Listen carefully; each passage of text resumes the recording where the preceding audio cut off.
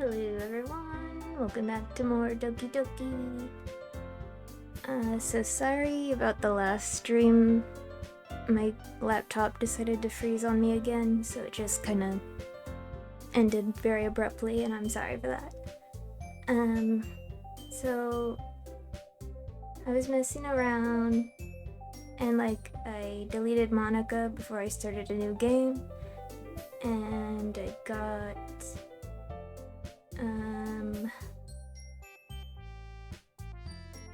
is it this? Yeah, I got this Sayori. A couple sketches, blah blah blah. So on to Sayori.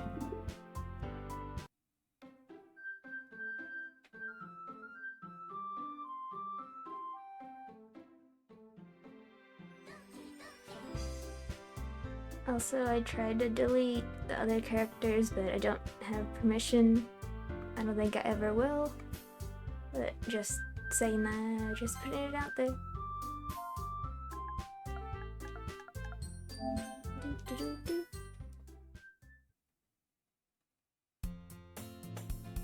Hey! I don't really have a Sayori voice in my head.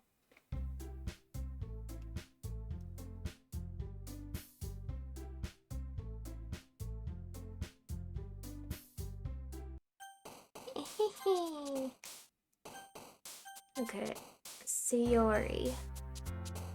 Sayori. Tears. Rain cloud.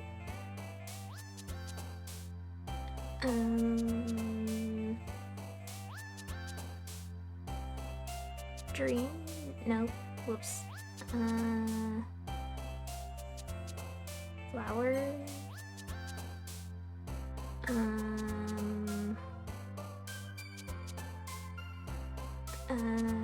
Smile.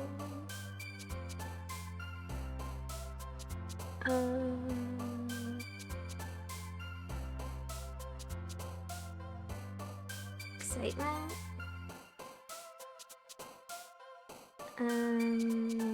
Cheer. Poof. Whoops.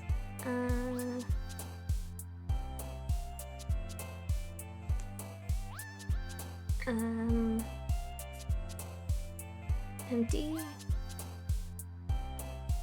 Grief.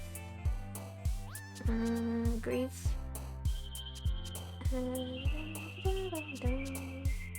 Giggle. No. Pain.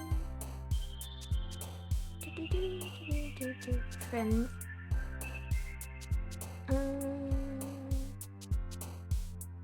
Fun. Boop. Raindrop. Whoops. Sadness. Sunny.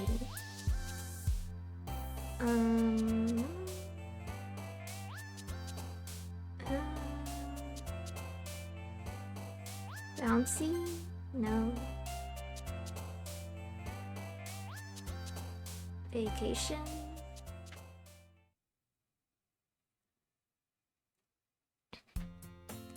Hi, Monika. Man, looks like no one wants to be bothered today. I slumped down into the nearest desk. How am I supposed to occupy myself with something literature-related by myself like this? I guess I could always read some of the book Yuri gave me, but I'm feeling a little too tired to read. I could probably fall asleep right now. I close my eyes and end up listening in on Sayori's conversation with Monika.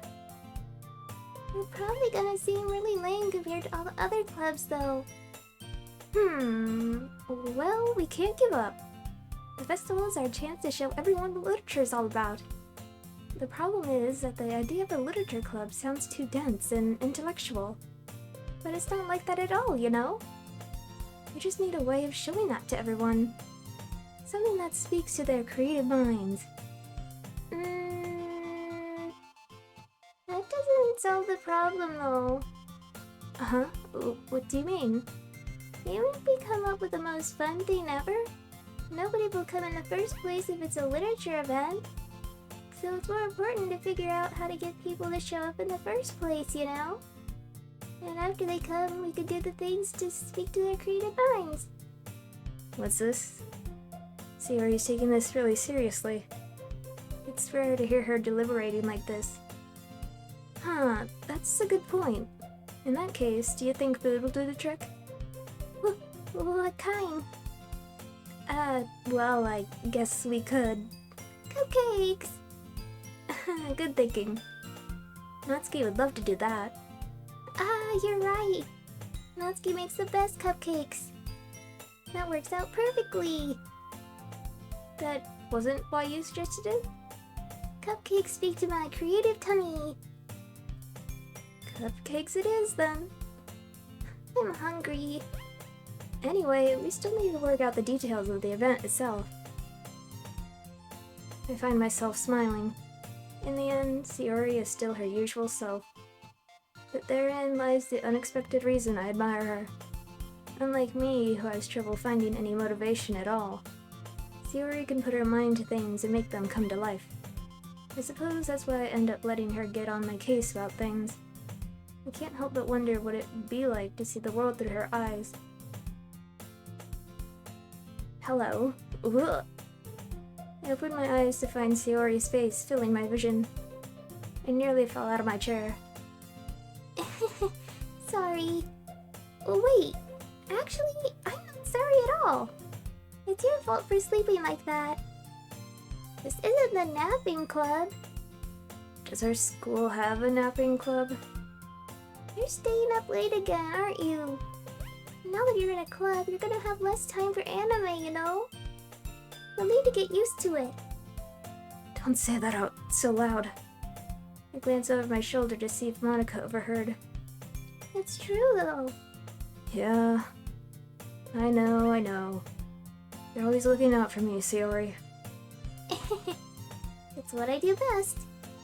That's a problem. What about you? You look out for me better than you look out for yourself. You're still oversleeping every day, aren't you? Not every day. That's not very convincing. How many days this past week have you gotten up on time? It's a secret. I knew it. Come on. At least give me the benefit of the doubt. I can't even do that.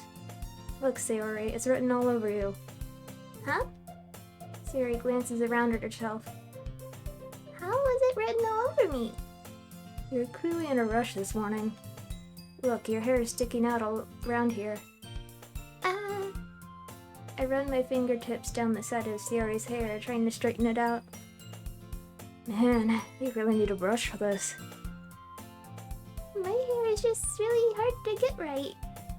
I won't fall for that. There's more than just your hair. Look, your bow isn't straight either. And there's a toothpaste stain on your collar right here. I tried to wipe off the stain with my finger. But nobody would ever notice that. Of course they would.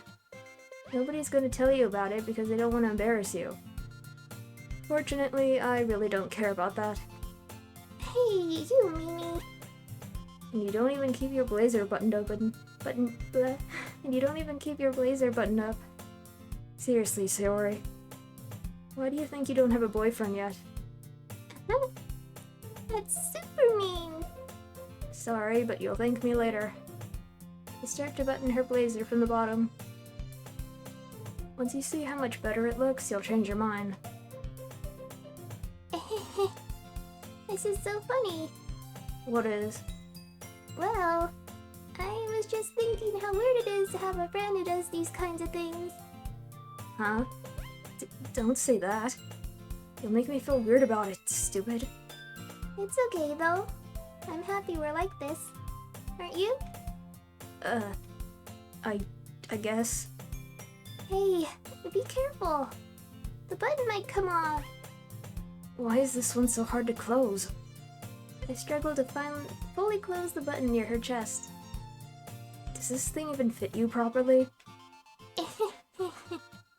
It did when I bought it. If you ever buttoned it, you would have noticed sooner that it doesn't fit you anymore. What are you smiling about? It means my boobs got bigger again.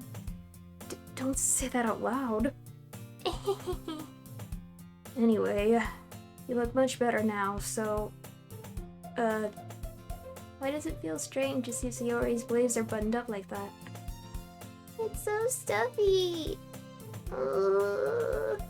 It's not worth it at all. Sayori hastily unbuttons her blazer once more. Whew. That's so much better. Sayori puts her arms out and twirls around. So if I keep it unbuttoned, then I won't get a boyfriend, right? What kind of logic is that? And why are you saying that like it's a good thing? Because if I had a boyfriend, then he wouldn't even let you do the things like this. If I had a boyfriend, then he wouldn't even let you do things like this. And you take care of me better than anyone else would anyway. That's why I'm keeping it unbuttoned. Stop saying all these embarrassing things. Huh? I didn't say anything embarrassing. Jeez. Well, anyway, just focus on trying to wake up a little earlier. Only if you focus on going to bed earlier. Fine. It's a deal. I guess we really are better at taking care of each other than we are at taking care of ourselves. Yeah, I guess so, huh? So maybe you should come wake me up in the morning? You're doing it again, Sayori. But I was joking that time. Man, it's impossible to tell with you sometimes. Okay, everyone. Monika suddenly calls out. Why don't we share the poems we wrote now? Yay! Drew, I can't wait to read yours. Yeah, same. I fail to sound enthusiastic, but Sayori still trots away to retrieve her poem. By the way, did you remember to write a poem? Blah blah blah blah blah. I'm definitely most comfortable sharing it with Sayori first. She's my good friend, after all. Oh my goodness! This is so good, Drew! Huh? I love it! I had no idea you were such a good writer! Sayori, you must be seriously overreacting. I'm not a good writer at all. I honestly have no idea what I'm doing. Well, maybe that's why. Because I have no idea what I like either. Jeez. I'm sure Yuri's opinion has to be a little more constructive than this. Maybe even Natsuki's. Are you sure you don't like it just because I wrote it? Huh? Oh, well, I'm sure that's part of it. I think I understand you better than a lot of other people, you know? So when I read your poem, it's not just a poem. It's a Drew poem! And that makes it feel extra special. Like I could feel your feelings in it. Sayori hugs the sheet against her chest. You're so weird, Sayori. I'm really happy that you just wrote one. It just reminds me how you're really a part of the club now. Not to mention the fact that I'm standing in front of you in the club room. Well, of course. I'm not really into it yet, but that doesn't mean I'll break my promise. See? It's like I said before, Drew. Deep down, you're not selfish at all, you know? Trying new things like this for other people? That's something that only really good people do. Thanks, Sayori. I'm not sure if Sayori sees the full picture of my motive here. Then again, I can't deny that she's part of the reason I joined. Knowing how much this means to her and all. Yeah, and I'm gonna make sure you have lots of fun here, okay? That will be my way of thanking you. Alright, I'm gonna hold you to that then. Yay! Now you read my poem too, right? Don't worry, I'm really bad at this. We'll see about that. Sayori. Dear sunshine, the way you glow through my blinds in the morning, it makes me feel like you missed me, kissing my forehead to help me out of bed, making me rub the sleepy from my eyes. Are you asking me to come out and play? Are you trusting me to wish away a rainy day? I look above, the sky is blue. It's a secret, but I trust you too. If it wasn't for you, I could sleep forever. But I'm not mad. I want breakfast. Sayori, this is just a guess, but... Did you wait until this morning to write this? No! Just a little bit. You can't answer just a little bit to a yes or no question. I forgot to do it last night. Well, at least that makes me feel a little better about myself. Don't be mean. I still tried my best. Yeah. I didn't mean to say that it was a bad poem. It came out nice, or... How should I put it? It sounds just like you. Really? Yeah. Especially that last line. I made eggs and toast. Even though you were late to school? It's bad to skip breakfast. I get all cranky. Well, I guess there's no point in arguing. Anyway, thanks for showing me. This was so much fun. Monika's the best. Yeah. But Next time I won't forget. And I'm gonna write the best poem ever. well, I guess I look forward to it. Yuri.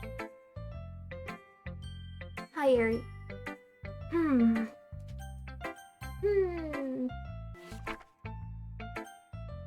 Natsuki. Hi, Natsuki. Well, it's about what I expected from someone like you. That's a little blunt. Well, excuse me. It's not like I said it was bad. It just didn't evoke any emotions.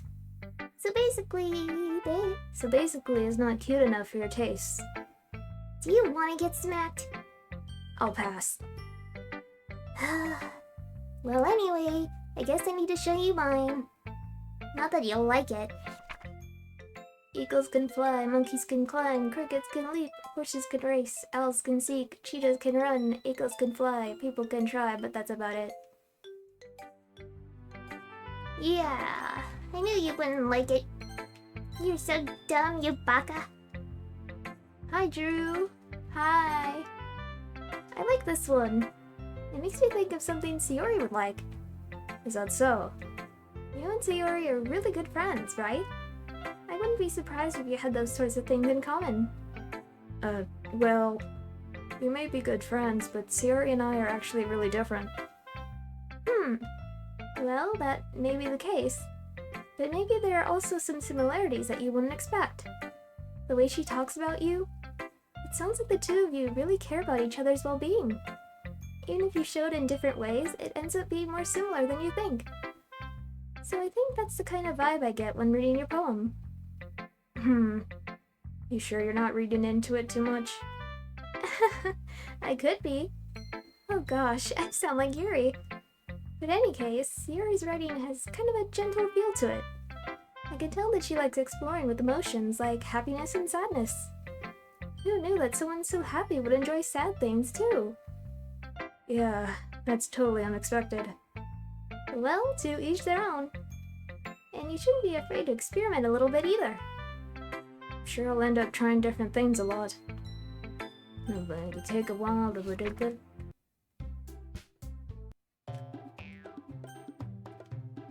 Help me, Sayori. Natsuki. Natsuki glares at me, drying up any words I had in my mouth. So instead I turn to Yuri.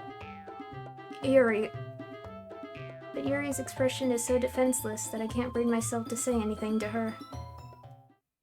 Sayori. Huh? Yeah. Everyone's fighting is making Sayori uncomfortable. How can the two of you keep fighting when you know you're making your friend feel like this? Drew. Well, that's her problem. This isn't about her. I agree. It's unfair for others to interject their own feelings into our conflict. Yeah, unless Sayori wants to tell Yuri what a stuck-up jerk she's being. She would never. It's your immaturity that's made her upset in the first place. Excuse me? Are you listening to yourself? This is exactly why nobody likes Stop! Natsuki! Yuri! You guys are my friends! I just want everyone to get along and be happy. My friends are wonderful people, and I love them because of their differences. Natsuki's poems, they're amazing because they give you so many feelings with just a few words. And Yuri's poems are amazing because they paint beautiful pictures in your head. Everyone's so talented. So, why are we fighting? Because... Whoa. Also, Natsuki's cute and there's nothing wrong with that. And Yuri's boobs are the same as they always were. Big and beautiful. Sayori. Sayori stands triumphantly. Monika stands behind her with a bewildered expression. I'll make some tea. Yuri rushes off. Natsuki sits down with a blank expression on her face, staring at nothing. So this is why Sayori's vice president. Whoops. So this is why Sayori's vice president. I whisper to Monika. She nods in return. To be honest, I might come off as a good leader and I can organize things, but I'm not very good with people. I couldn't even bring myself to interject. As president, that's kind of embarrassing for me. Nah, it's not like I can blame you. I wasn't able to say anything either. Well, I guess that just means Sayori is amazing in her own ways, isn't she? You could say that. She might be an airhead, but sometimes it's weirdly suspicious that she knows exactly what she's doing. I see. Take good care of her, okay? I would hate to see her get herself hurt. That makes two of us. You can count on me. Monika smiles sweetly at me, causing my stomach to knot. Such a genuine person really does make a good president, regardless of what she says. If only I could get the chance to talk to her a little more. Okay, everyone! Woo! We all read our poems. It's time to write more.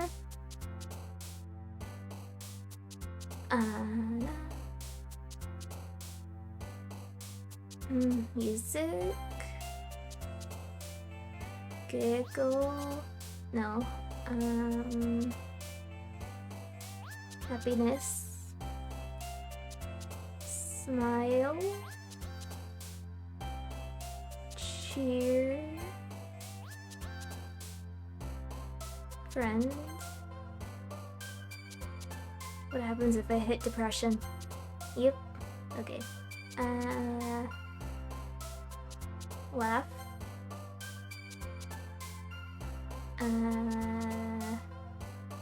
Party.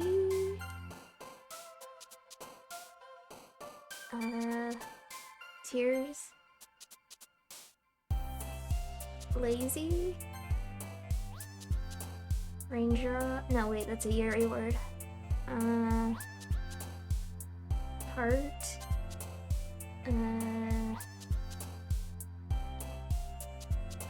Summer? No. Bed.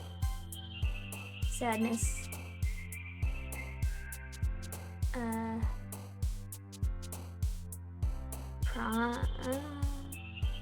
Promise.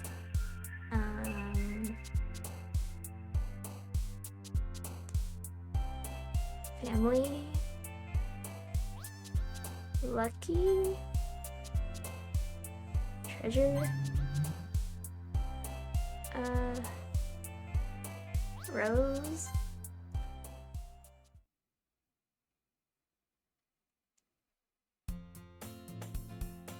Another day. Smack. Drew! Sayori suddenly comes up to me. I want to go get some supplies from another classroom. Want to come with me? Supplies? What for? Well, you know how the festival's coming up.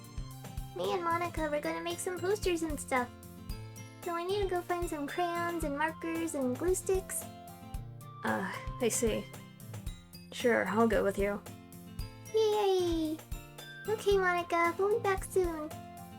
Are you going with Drew to get the supplies? There's no need to trouble yourself. I'd be happy to go with him.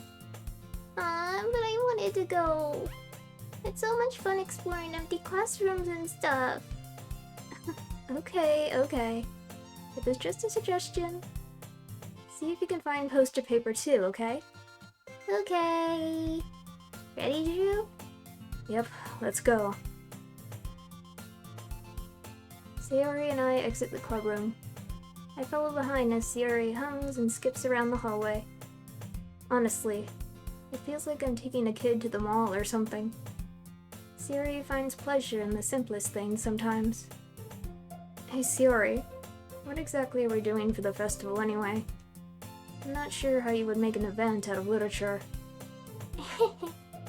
Me and Monika have it all planned out. Don't you worry. Is that so? Yep. We're gonna do a poetry performance. A performance? Of what kind? Well, everyone's gonna take turns on stage and recite their favorite poems. That sounds kinda dull. Drew, you're not thinking about it the right way at all. It's not just about reading poems. It's about performing them. Like, you see the lines of the poem, like, between my feet, the last remaining flower beckons to me. I twist the stem, freeing it from its clinging roots, caressing the final joyous moment between my fingers. But to what ends have I summoned this joy? For now, when I look in every direction, the once prosperous field before me is but a barren wasteland. Like that. Sayori, how do I put this? I'm sure it's just me, but it's impossible for me to take you seriously when you talk like that. Huh? You meanie. I'm working super hard on this, you know. I know. Just know that it's pretty unordinary contest. It's a pretty unordinary contrast to your cute self. Don't say that, it's embarrassing. But I guess that means I'm doing a good job. Yeah, I guess so. I'm so excited. The festival's gonna be so much fun. Sayori spins herself around in the hallway again. Hey Drew, this classroom over here is empty. Let's begin the mission. The mission, huh? It's been a long time since I spent time with Sayori like this. But in the end, she hasn't changed one bit. She's nothing but a ball of sunshine, drawing happy vibes from the world around her. It's a pretty nostalgic feeling for me. As the years went by, I began to hold myself up in my room more and more. So going adventuring with Sayori brings about a special sort of feeling I forgot I had in me.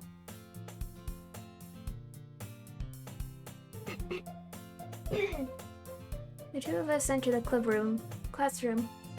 Sayori heads straight to the closet and I follow. Let's see what we have in here. Crayons! Sayori pulls a box full of crayons off the shelf. They're the best brand too! Yay, Crayola! They're kinda dirty though. Sayori starts pulling various crayons out of the box, reading the color names. Alright, that's one down. Don't get distracted, we still need to find... Wait, I'm looking for my favorite color. Fine. Then at least move aside so I can look for the poster paper. I dropped one by accident. Smack! Sayori bends over and smacks her forehead right into the shelf. She falls to the floor and the crayons spill all over her lap. Ow, ow, ow, ow, ow, ow. You okay? My forehead. Sayori clutches her forehead. Gee, Sayori. That's just like you, isn't it? Come on, let me see. Since Sayori is sitting on the floor, I grab her by the waist and pull her out of the closet. You have to move your hand, Sayori. But it hurts. Just do it for a second. Sayori slowly releases her hands from her forehead. I gently brush her bangs to the side. Ow! Sorry. There's a huge red mark on the center of her forehead. A bump is starting to form as well. Man, that's gonna swell up. I should find you some ice. Drew. Where would I even find ice around this time? I guess a cold drink would do. You don't have to. I'm looking like a unicorn. Even when seen from the pain, Sayori makes a silly joke. What are you saying? I'll be right back, okay? Okay.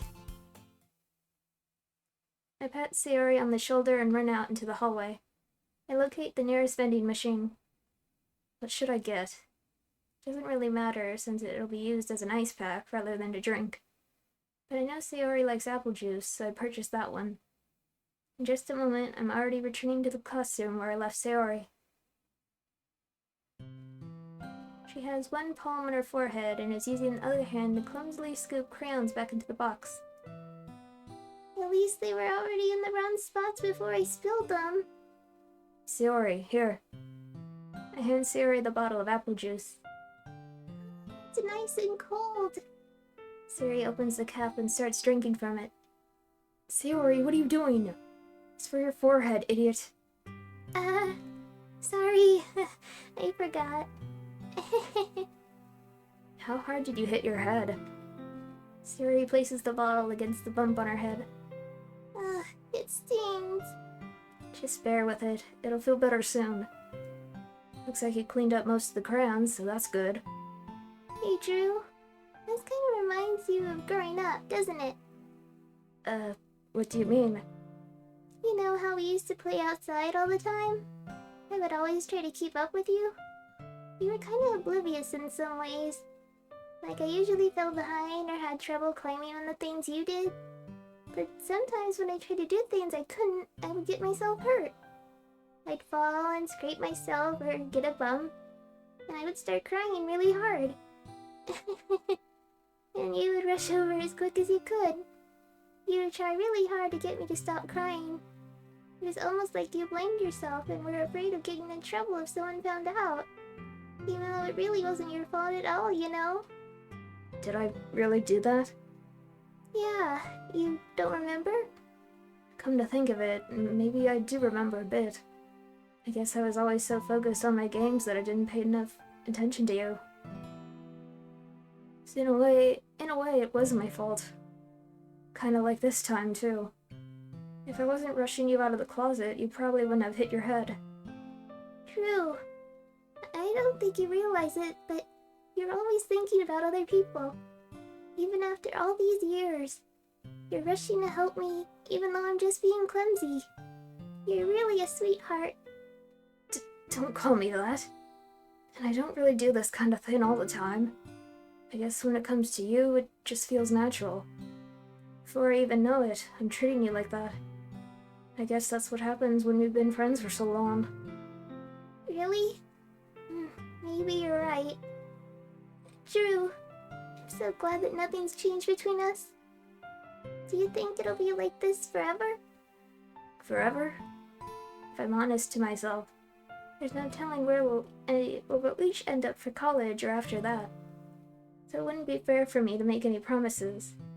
But, well, I hope so. It's been this long already, right?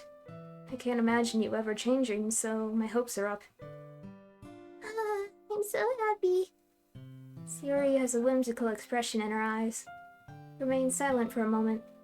She's so silly and clumsy on the outside that when I see her deep in thought like this, it makes me not want to disturb her. I guess we should go back. I don't want to worry Monika, you know? Good luck with that. She's gonna see her forehead either way. Not if I hide it under my veins. Sayori hops to her feet. She clutches her forehead again. Don't stand up so fast after hurting yourself. Well, I guess it's too late now. Anyway, let's go. I follow Sayori out of the classroom.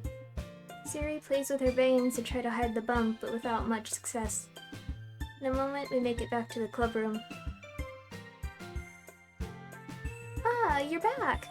Good timing. I was just about ready to start with sharing our poems. Huh? Sayori, your forehead.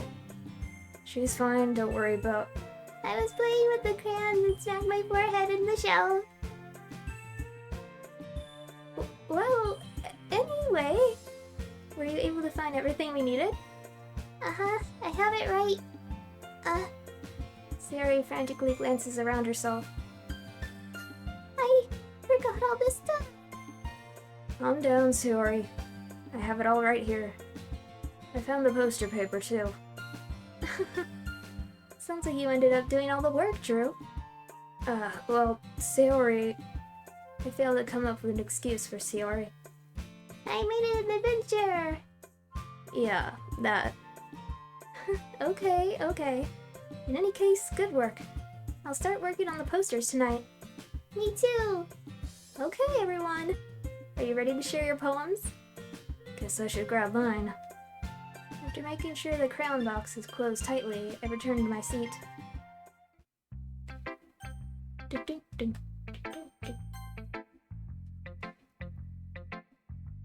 Drew, I really love your poems. I can't believe you've been hiding these from me. I'm not hiding anything. But your poems are so good. Yesterday's and this one too.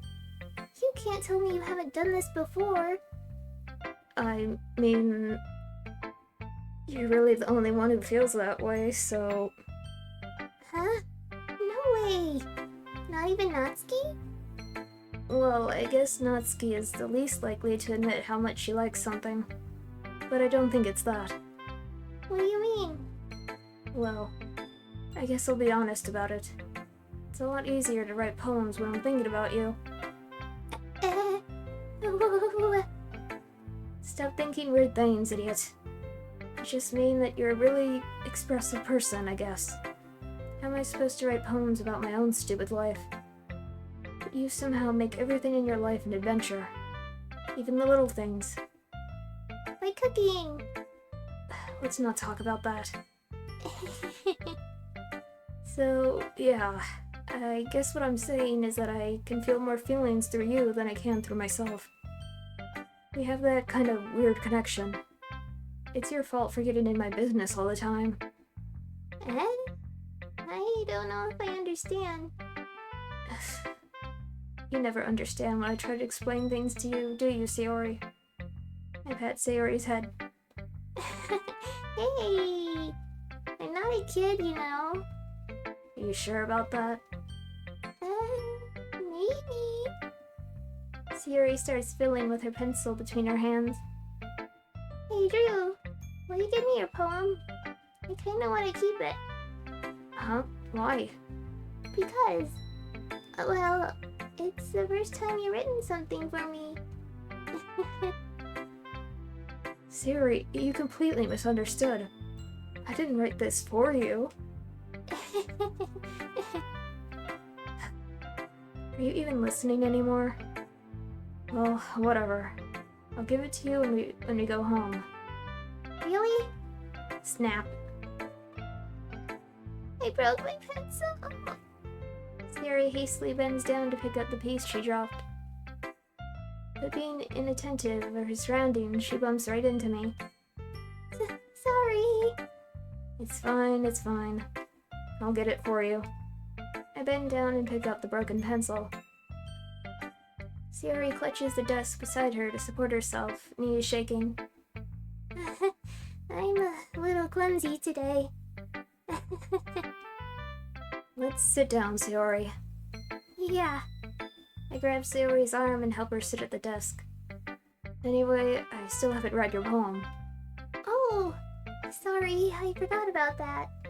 But it's not as good as yours. Jeez, don't worry. I'm sure I'll like it. Bottles. They pop off my scalp like the lid of a cookie jar. It's a secret place where I keep all my dreams. Little balls of sunshine all rubbing together like a bundle of kittens. I reach inside with my thumb and forefinger and pluck one out. It's warm and tingly. But there's no time to waste. I put it in a bottle to keep it safe. And I put the bottle on the shelf with all of the other bottles. Happy thoughts, happy thoughts, happy thoughts in bottles all in a row. My collection makes me lots of friends. Each bottle is starlight to make amends. Sometimes my friend feels a certain way. Down comes a bottle to save the day.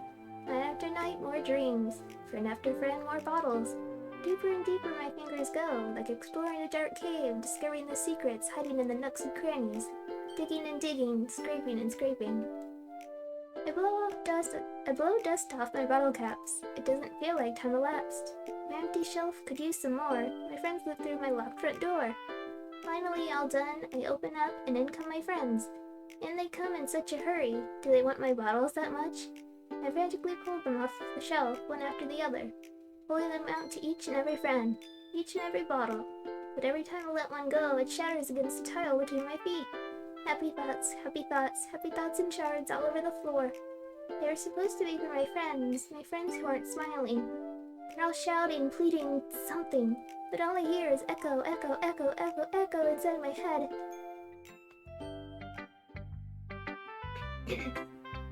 Holy crap. Sayori, did you really write this? Of course I did.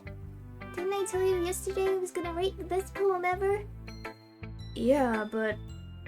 I mean, I didn't expect something like this coming from you. Monika taught me a whole lot, and I've been really in touch with my feelings recently. I see that. It's almost kind of creepy. Creepy? Well, not exactly. Maybe because I'm so used to you being cheerful. Well, never mind. I'm thinking too hard about it. The point is, it came out good, so you should be proud of it. Aw, thanks. I feel like I was meant to express myself this way. It even helps me understand my own feelings a little bit better. Writing is like magic. You've gotten pretty passionate about this, huh? I hope you keep it up. Yeah! Writing's the best. I'm gonna keep writing until I die. Don't get ahead of yourself. Sayori has always had a habit of getting obsessed with something before dropping it no more than a week later. I wonder if this is one of those times. But seeing the passion in her eyes makes it hard for me to be pessimistic. Harry... She doesn't like it. Natsuki...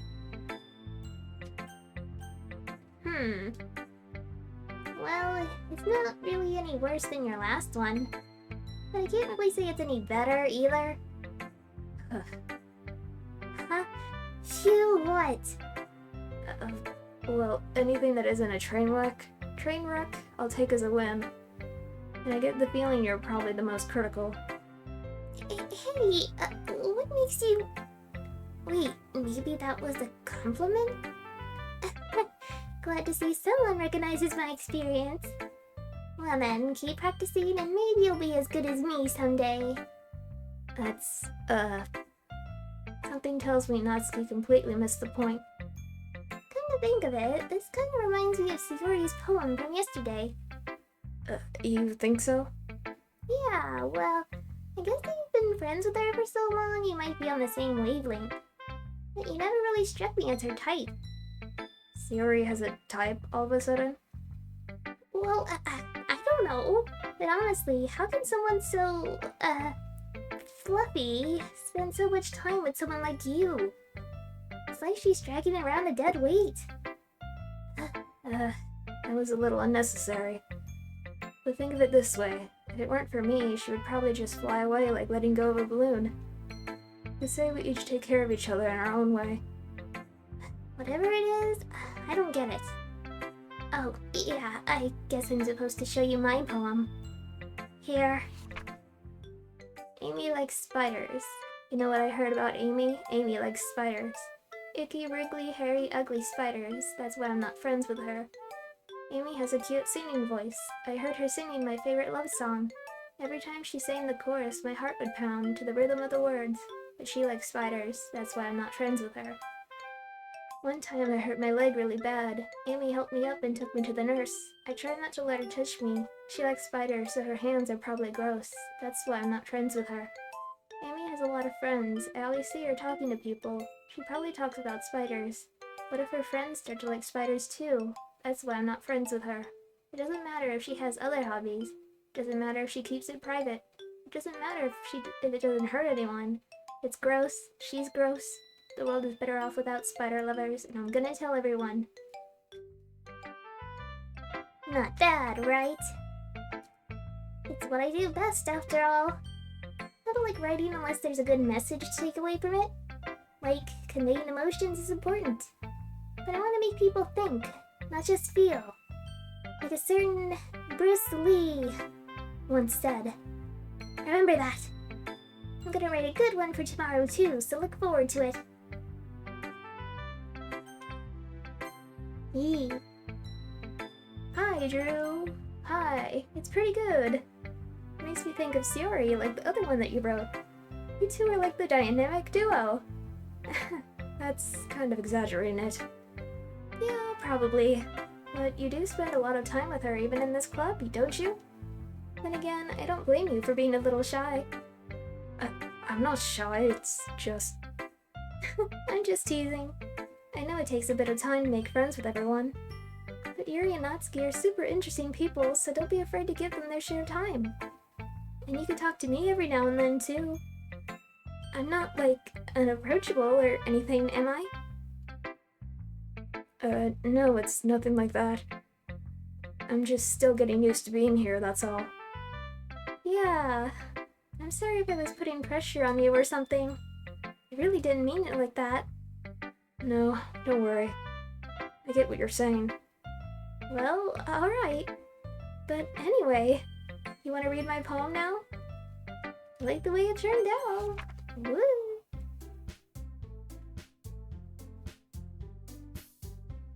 Do do do do do do do do. I don't know why they picked Yuri, not Natsuki, but whatever. Walk home with you, Sayori. Sayori, you really think I would ditch you for Yuri? But she's so beautiful and smart. Jeez. I already see her in the club every day. Besides, you always seem to really like going home together. I wouldn't just ruin that for you. You're so silly, Drew. You think about me too much sometimes. Yuri would deserve it if she wanted it, so... Sayori, I've already made up my mind. I really can't figure you out sometimes. Sorry. Besides, what's the point in speculating something that's never gonna happen? The conversation trails off. It's kind of a weird thing for Sayori to care so much about, but I want to respect her and keep her happy too. Then again, the festival is only a few days away. Who knows what will happen in that time?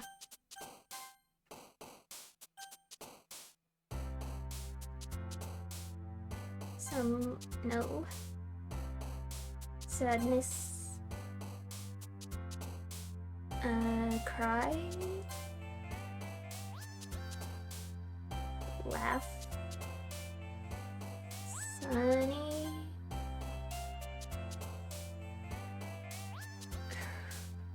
Bed. Silly. Hopeless. Clouds? No. Giggle? No. Tears?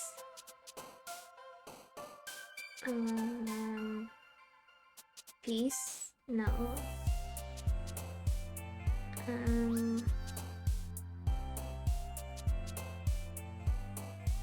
Comfort? Pain?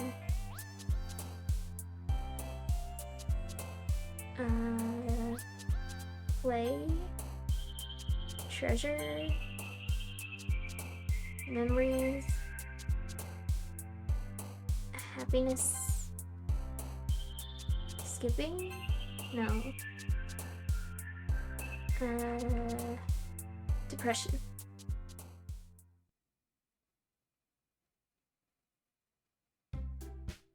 Ah, man, I'm so late again. What is wrong with me? This is your best one so far. It's really, really nice, Drew. Thanks. Mm-hmm. Sayori, you've been a little quiet today. Is everything alright? Of course. Everything's fine. Maybe I'm just a little tired today. Do you want a nap or something? No, that's silly. Don't worry about me, okay? I only want to see smiles on your face. Well, alright. Hey, Drew. I'm still a little surprised. I really thought that you would try writing your poems like the way Yuri does. Or even Natsuki. But in the end... Yeah, I guess you're the one who likes this one the most. Why? You don't want to get closer with everyone else? Wait. Of course I do. That doesn't mean I need to try so hard to impress them. I still understand you the most, Sayori. I know you have to sometimes put up with me. And I have to sometimes put up with you. But we have a wavelength or something. And this is how the poem came out. Sometimes it feels like you're the only exciting thing in my life. So sometimes it's just easier to write when thinking about you. Sayori. No. Drew. I don't deserve this. You're too nice to me. Why are you doing this? Sayori has trouble keeping her voice steady all of a sudden. If you have fun with everyone else instead, this would be so much easier. Sayori. Glance around the room to make sure nobody else has noticed. Sayori. I probably never said this before, but I don't understand what you're feeling right now. Tell me what will cheer you up. Sayori shakes her head. She sniffles and keeps shaking her head. Finally, she gathers herself and puts on a smile. It's nothing, Drew. It's just a little rain cloud.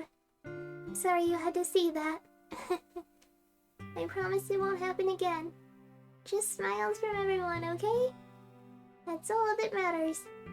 Go play with everyone else. I'm gonna go home a little bit early today. Sayori. Tell Monika I wasn't feeling well, okay? I'll see you tomorrow. Before I can say anything else, Sayori cheerfully walks out of the classroom, humming to herself.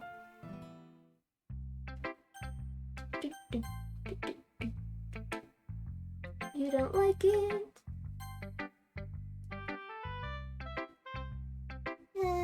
This one's alright. Alright. Well, yeah. Not as good as yesterday's anyway. I see what you're going for, but it's just not really my style. I mean, that's fine. I'm mostly just glad that you're trying a little bit. Well, of course I'm at least trying. Why are you so emotionally invested in my poems anyway? Isn't that more of a compliment to me? No! Gross! It's not like I care. It's just that one of us in the club has to make sure you're not slacking off. Really? Well, what if you ended up just scaring me away? It's not like you would actually do that. Yeah, you're right. It's kind of fun to hang out here, even if I have to put up with you. Natsuki's elbow connects with my stomach. Oh? Maybe I won't mind scaring you away after all. I was just joking. Oh, I know. Don't worry, I was too. How the hell do you call that a joke? That seriously hurt. Well, maybe it was funny to her. I guess that's kind of the point. I should really just watch my mouth around Natsuki. Anyway, Natsuki holds her poem out to me like nothing ever happened. Even happened. I'll be your beach. Your mind is so full of troubles and fears that diminished your wonder over the years. But today I have a special place, a beach for us to go. A shore reaching beyond your sight, a sea that sparkles with brilliant light. The walls in your mind will melt away before the sunny glow. I'll be the beach that washes your worries away. I'll be the beach that you daydream about each day. I'll be the beach that makes your heart leap in a way you thought had left you long ago. Oops. Let's bury your heavy thoughts in a pile of sand. Bathe in sunbeams and hold my hand. Wash your insecurities in the salty sea and let me see you shine. Let's leave your memories in a footprint trail, set you free in my windy sail. And remember the reasons you're wonderful, and you press your lips to mine. I'll be the beach that washes your worries away. I'll be the beach that you daydream about each day. I'll be the beach that makes your heart leap in a way you thought had left you long ago. But if you let me by your side, your own beach, your own escape, you'll learn to love yourself again. Yeah.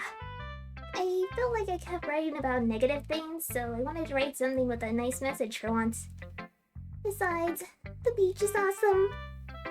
Kinda hard to write about anything negative about the beach. So you decided to write about the beach first and then came up with the message later? Yeah, well, it's only because of what happened yesterday. I mean, after Yuri and I realized we kind of wrote about the same thing, she wanted to pick a topic and have us both write about it or whatever. I see. Don't really have much to contribute here since I didn't actually read Yuri's poem. You can really see her doing that too.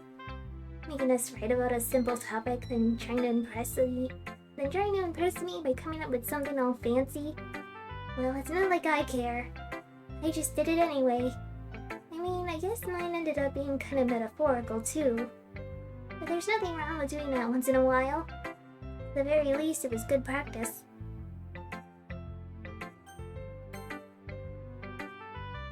Hi, Monika. It's kind of funny. How so? No, not the poem. I mean, it's funny how your poems and Sayori's poems have been getting more and more similar to each other every day. I'm surprised you're so in sync with her. Then again, you've been spending a lot of time together lately, haven't you? I guess you could say that. Although we kinda grew up as best friends, I haven't been seeing much of her this past year. But since I joined the club, we've been spending a lot of time together again. I see. That reminds me. Really? Hold on. Sorry. I thought my laptop froze on me again, and I got scared. How about how Sayori's been a little bit off today? Yeah, did she tell you something? Well, Drew, you haven't been flirting with her, have you? Of course not. I've been treating her like I always do. Alright, just making sure. I know how much you care about her. It'd be terrible if something bad happened to her, so keep an eye on her. Don't leave her hanging. Sayori's been acting so much happier ever since you joined the club. What could have happened all of a sudden? Well, never mind. This really isn't the time to be talking about this. Anyway, I'll share my poem with you now. Whee! Stagnating air means there's something bad going on. Sayori. I mean, if it's going to be anyone, then I prefer helping Sayori. I mean, we're already neighbors, and... But Monika said that Sayori was helping her. Jeez. Do you really hate us that much? No. Sorry, I didn't mean for this to be difficult. Just think of the club, okay? I guess I have to pick Monika. Well, I guess I should probably be helping Monika. Yay, you picked me! Hold on 1 second. Yeah. Monika, you're the one who needs the least help out of all of us. But I agree with Natsuki.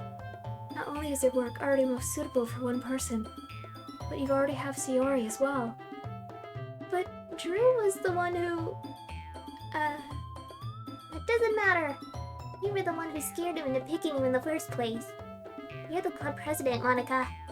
You're supposed to make responsible decisions for the club. Monika, you shouldn't let any ulterior motives interfere with the... Monika, you shouldn't let any ulterior motives interfere with this decision. Ulterior motives? What are you saying, Yuri? In fact, it sounds like you guys are the ones with ulterior motives. Excuse me? Otherwise, this wouldn't have been made into such a big deal in the first place. That's completely false, Monika. Yeah, we have a lot of work to do, you know. We won't do as good of a job if you make us work alone. Maybe that's true. Think of the club, Monika. If we want our event to succeed, then we need to appropriately distribute our resources. So, are you going to do the right thing, President? Okay, I get it. It's technically most logical for Drew to help one of you two. So, I guess that's what we'll do. Do you have a preference? Oh, man.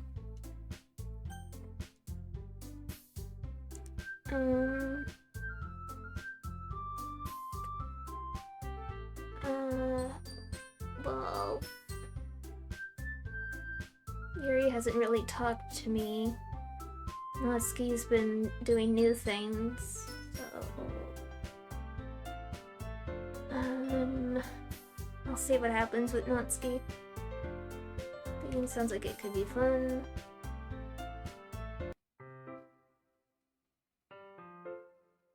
Even though I would have preferred to do this with Sayori, my anxiety still shoots through the roof. Guess I gotten pretty used to handling her at this point. But who knows what might end up happening when we're outside of school. She even told me she was looking forward to it. I shake my head. Why do I feel nervous that Sayori finds out about this?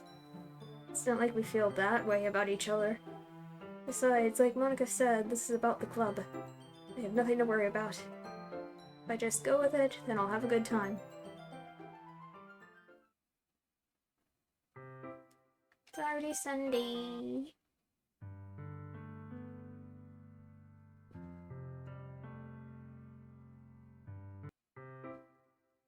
Do do do do do do do do.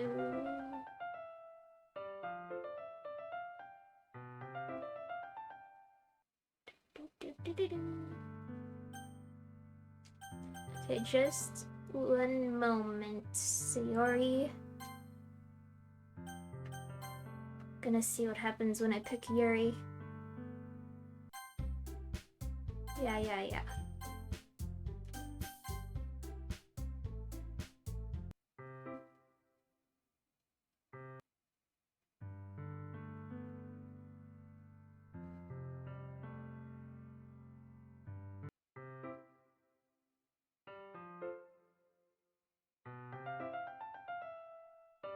Do do do do. Do do do do do.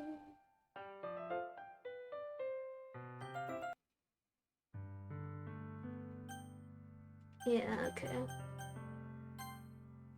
I'll just go here. I love you, Sayori. I love you. Eh? Those are my true feelings. So there's no way you could like me more than I like you. I should have realized it sooner. But spending time with everyone at the club, making new friends, and having fun with you every day, it helped me realize that you're truly the most important person to me. That's why I'll accept any of your burdens. As long as we continue like this every day, with you by my side, then I know we'll both be happy. True. Suddenly, Sayori wraps her arms tightly around me. Drew, is this really okay? Yeah. I hold Sayori in my arms and pull her closer. You'll never have to let go of me again. I love you, Drew.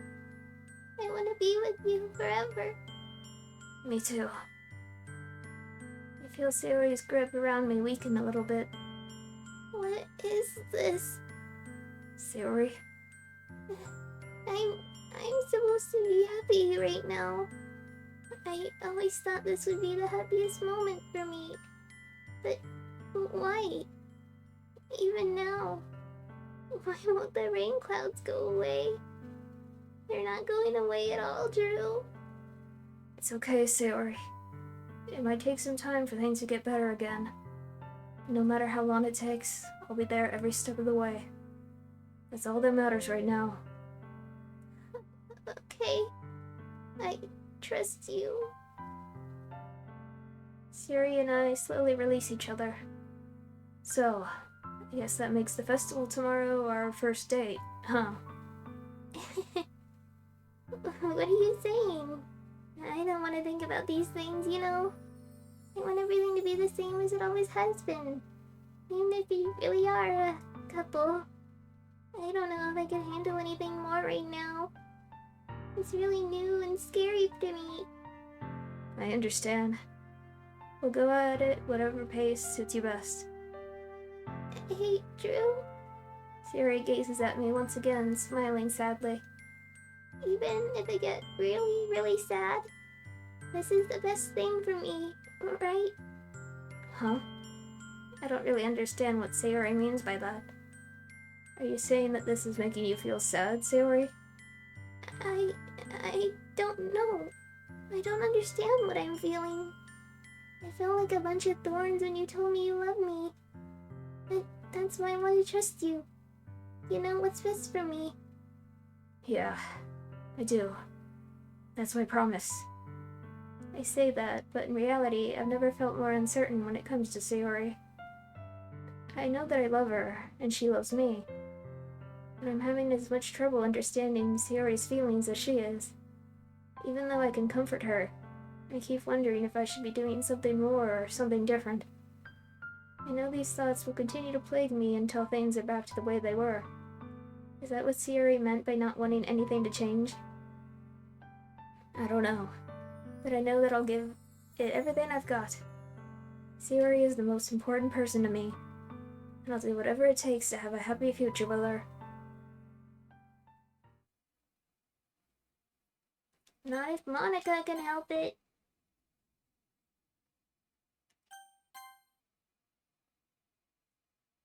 Kinda left her hanging this morning, you know? Let's see.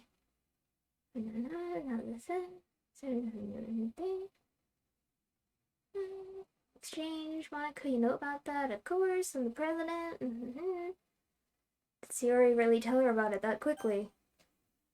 That we're a couple now. I didn't really plan on bringing it up with anyone yet. Jeez. This... oh no. Waking her up in our own house. That really is something that a boyfriend would do, isn't it? In any case, it just feels right.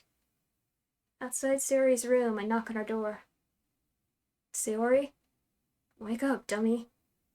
There's no response. I really didn't want to have to enter her room like this. Isn't it kind of a breach of privacy? But she really leaves me no choice. I gently open the door.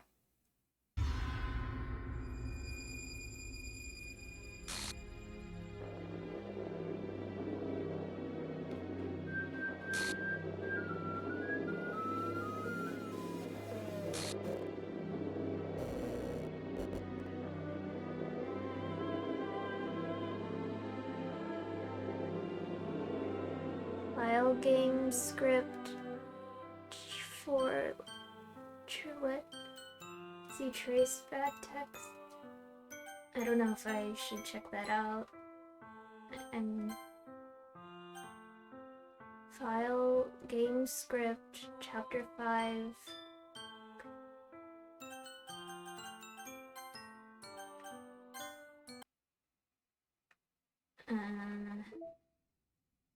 Trace back.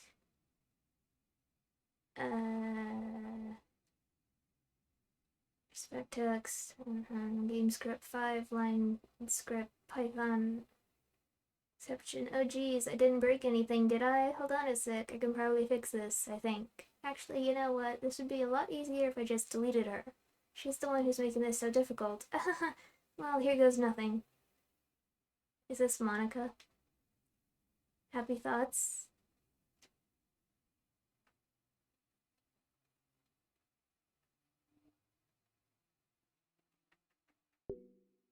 Enable.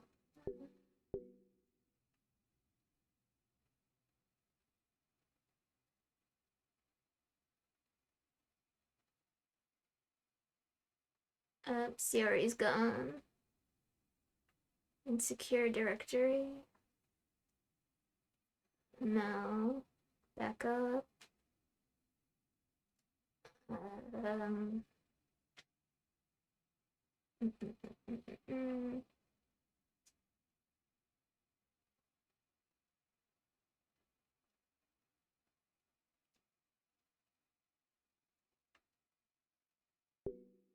Enable.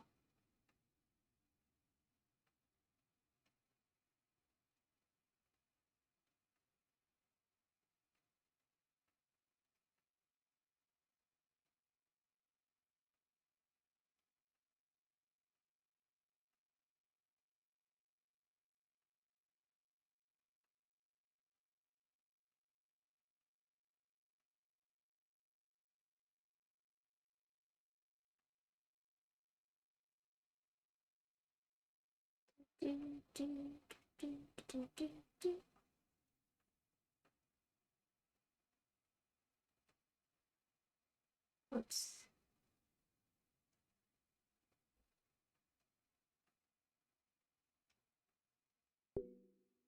Can't open that.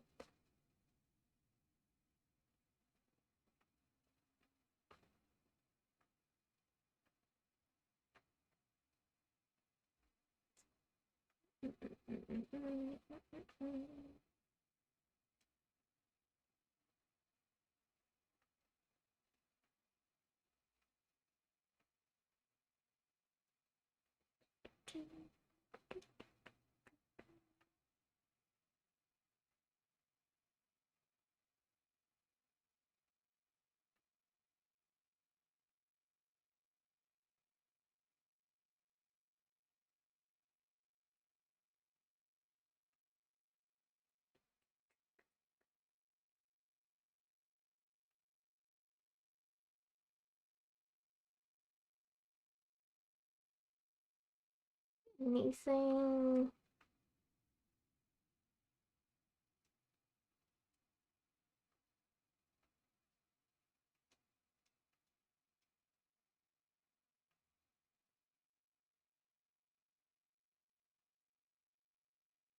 Whoops.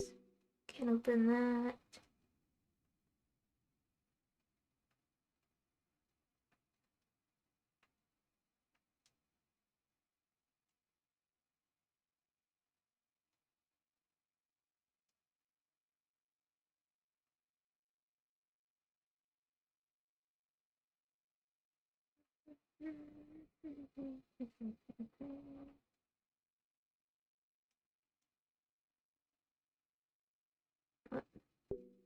Can't open that.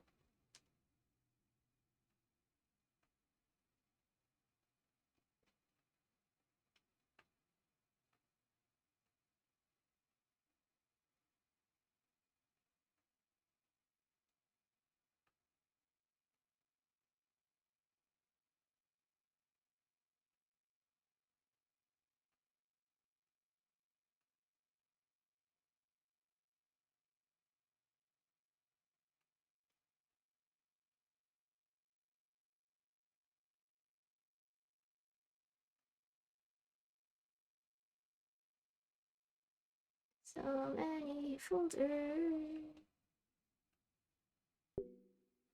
Unable to open track 6. Meeting no, can't do that.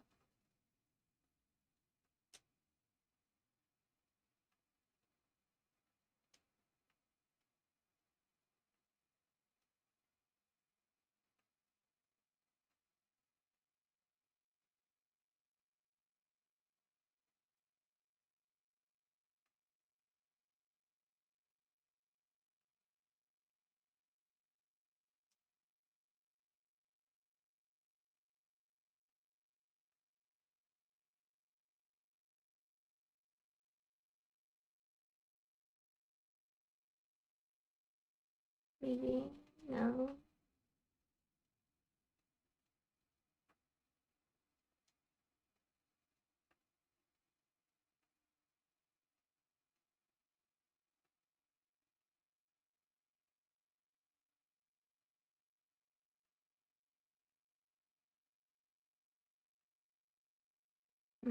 Anyway, wait.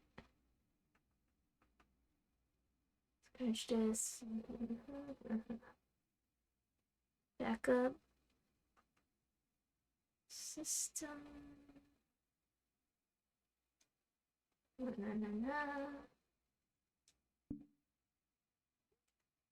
Yeah, I don't know.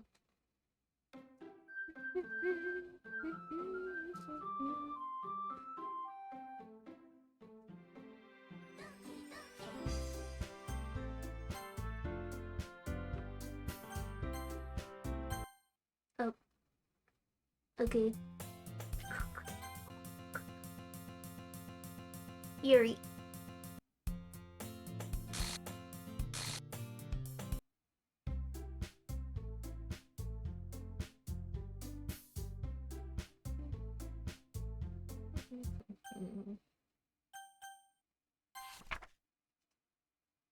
Okay, Monika.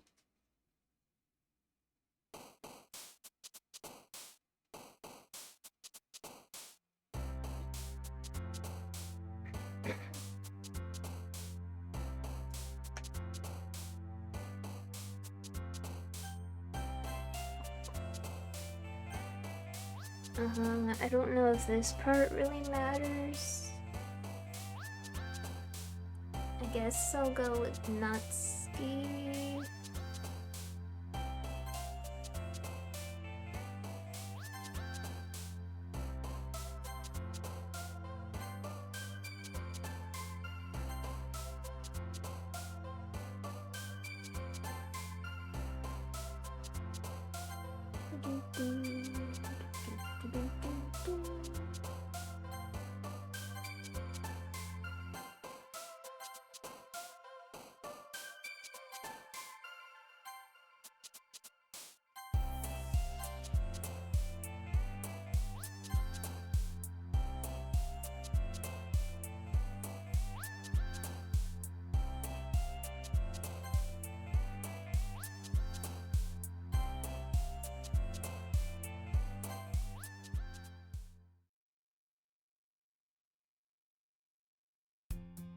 Hi, Monika. Fucking Monika!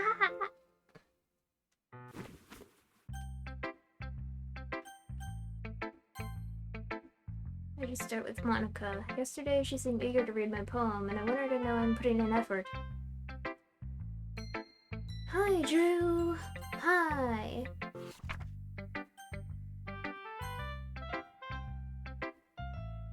Hello, Natsuki.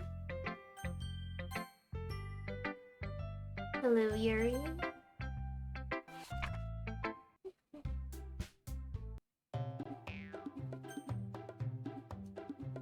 Yuri. Natsuki. Yuri. Natsuki. Yuri. Natsuki. Yuri. Natsuki. Yuri.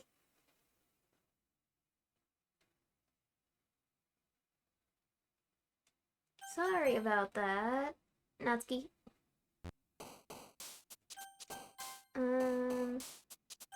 I don't know, let's go with Yuri this time.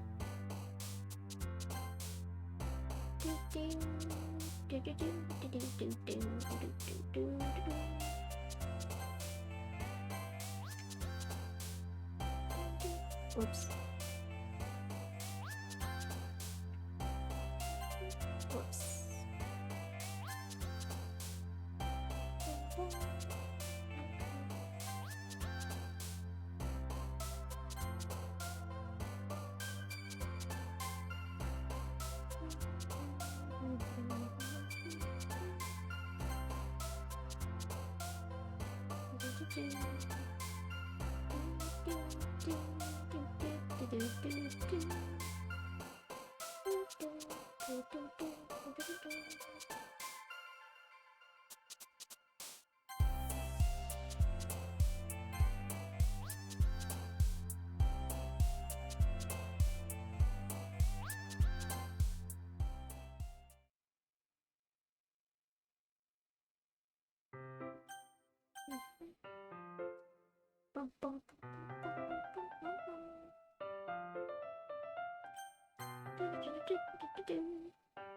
Natsuki waited for me after we finished reading yesterday. She's fine. She's reading over there. So it's okay, right? In that case, I don't see any problem. Okay. Can we start now? Let's find a place to sit.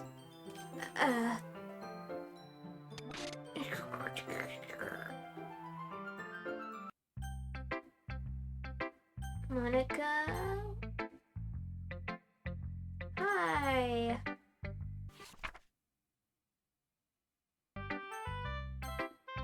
That's my advice. Natsuki? I liked your last one better. Really? Well, yeah, I can tell you were a little more daring with this one. But you're really not good enough for that yet. It fell flat. That may be true, but I just wanted to try something different. I'm still figuring this all out. Fair enough. You're still new to this. You don't know anything. Not bad, right? It's quite a bit longer than yesterday's. I hope I already read that one. Yesterday's was way too short. I was just warming up. Hope you didn't think that was the best I could do. No, of course not. Anyway, the message is pretty straightforward in this poem. Doubt I have to explain it. Like, anyone would agree that the subject of this poem is an ignorant jerk. Everyone has that kind of weird hobby or a guilty pleasure. Something that you're afraid if people find out they make fun of you or think less of you. That just makes people stupid. Who cares what someone likes as long as they're not hurting anyone? It makes them happy. I think people really need to learn to respect others for liking weird things. Such as two of the girls in this very club, whom I respectfully won't name. Kind of ironic that even in my one place of comfort, I can't even have people respect me. Jeez, now you're making me complain too much. What did I do? For what it's worth, I respect you. Well, I guess thanks. But it's kind of obvious that you respect Yuri more, so... Whatever. We're done sharing, so you can leave now. Yuri, are you gonna steal my poem? I've been waiting for this. Let's see what you've written for today. Yuri stares at the poem with a surprised expression on her face. Do you like it? Drew, how did you pick up on this so quickly? Just yesterday, I was telling you the kind of techniques worth practicing.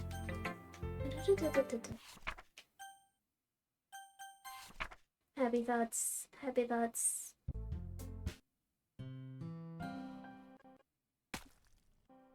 Nobody would care if she killed herself.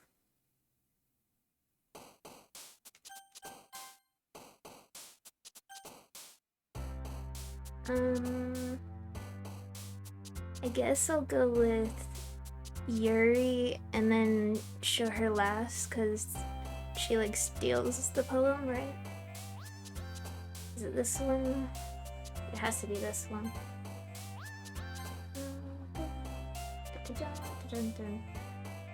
Hello. Uh-oh. Whoa.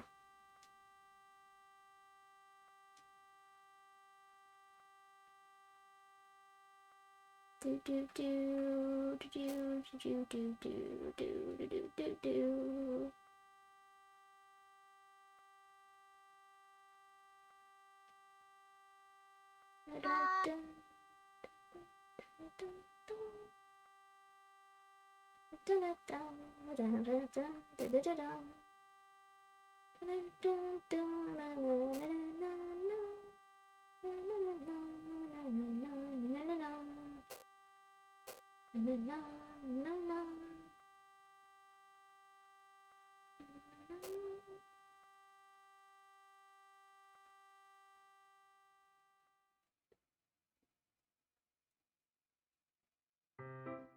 Hi.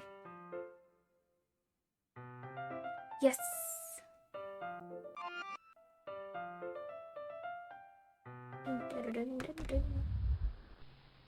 just want to stare at you forever and ever.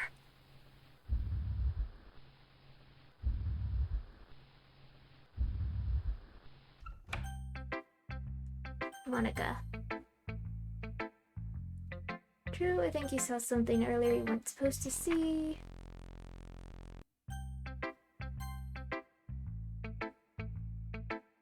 Meh. I guess you really haven't learned anything after all. Honestly, I don't know why I got my hopes up in the first place. This is clearly Yuri's influence. I didn't realize you were so impressionable. Spending all this time with her in the club. Now trying to write like her? That's stupid. At least Monika appreciates my writing. Okay, I guess I'm gonna share my poem with you now. I really hate that I have to do this. But unfortunately, I don't have much of a choice. Just read it carefully, okay? Then you can go away. You've been acting weird. Don't let Monika know. Monika knows. Just Monika. Just Monika. You gonna take it now, Yuri? Bye. Things I like about Papa. I like when Papa comes home early. I like when Papa cooks me dinner. I like when Papa gives me allowance. I like when Papa spends time with me. I like when Papa asks me about my friends. I like when Papa asks me about anything. I like when Papa gives me lunch money. I like when Papa comes home before sundown. I like when Papa cooks. I like when Papa gives me privacy. I like when Papa doesn't tell me how to dream. I like when Papa doesn't comment on my friends. I like when Papa doesn't comment on my hobbies. I like when Papa comes home without waking me up. I like when Papa keeps food in the house. I like when Papa uses his inside voice. I like when Papa leaves my stuff alone. I like when Papa accidentally drops coins in the couch. I like when Papa's too tired to notice me. I like when Papa's too tired for anything. I like when Papa is too tired for anything. I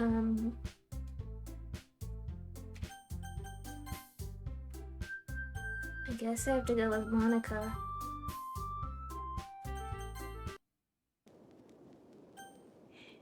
Sorry, Yuri.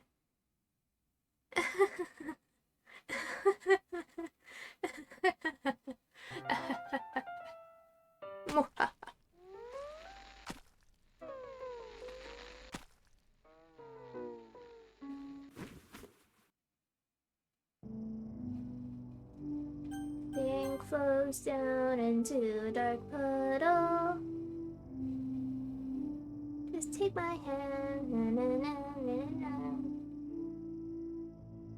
In this world of infinite choices, what will it take just to find a special day? Just to find that special day.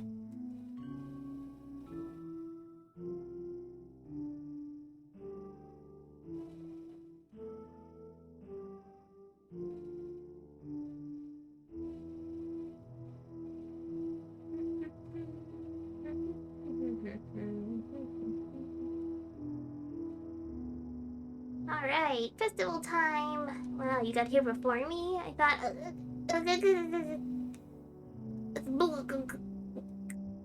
I'm Natsuki. I'm here. What happened? Oh no! I totally didn't think that would happen. It's not my fault.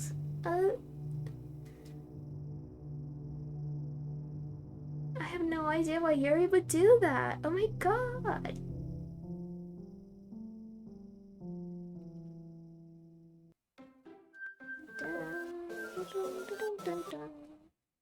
Can you hear me? Hi, Monika. Hi. Welcome to the literature club. Yeah. Skip me. Yeah. You, my PlayStation name my dad gave me when I was young. And I'm scared to change it because I don't know what it'll do to my trophies. Anyway, that's out of the way. I'll give an explanation. Helping with Yuri. I messed with her, drove her to kill herself. Sayori shouldn't exist anymore, deleted all their files. I was hoping it would be enough for me to just try and make him as unlikable as possible. Blah blah blah. So I got a comment on YouTube. I transfer my streams onto YouTube whenever I can. And one comment was like, eventually Monika will, like she'll realize, or I don't know how, but she'll know you're streaming and then she'll talk about it or something. I don't know. I mean, I was already thinking, like, she kind of messes with me anyway, because, like, you know, some of the Twitch people that have been in my chat recently. I'm like, is this real? Are you Monika? Torture. Thoughtful and considerate. None of my friends don't have free will. No.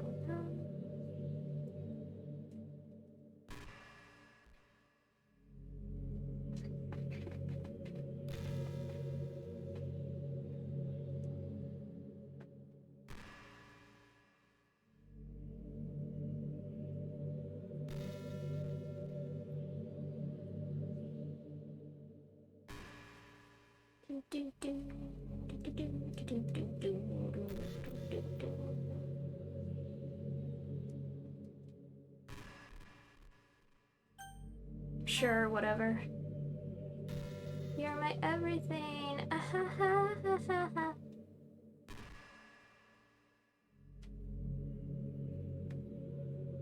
I had to make one myself. The script is broken. I believe how easy it was to delete them. How easy it was. Imagine if you could only like that. Thankfully, it didn't come to that. Got a good ending.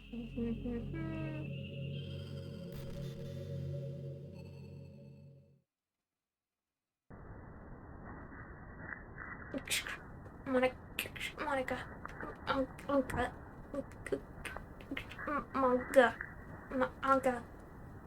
Monika. Monika. Monika.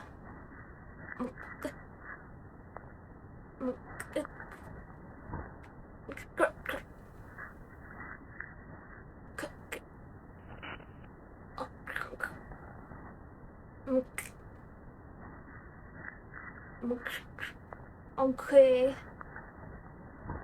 Tonka. Monk.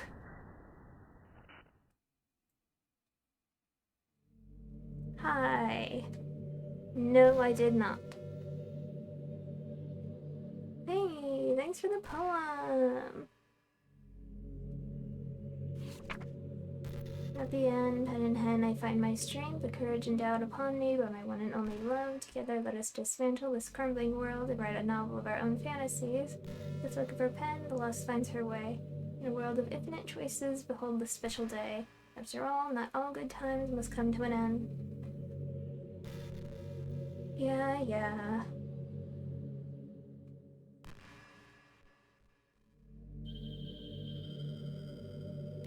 It would really surprise me if, like, she picked up on the fact that I don't like her.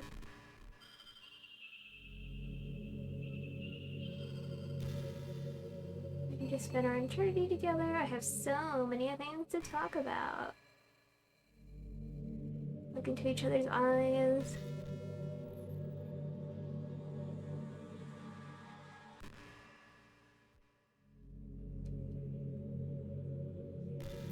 Tell me you know that I'm streaming, Monika. Tell me that you know that I hate you. Tell me something. If you're truly real.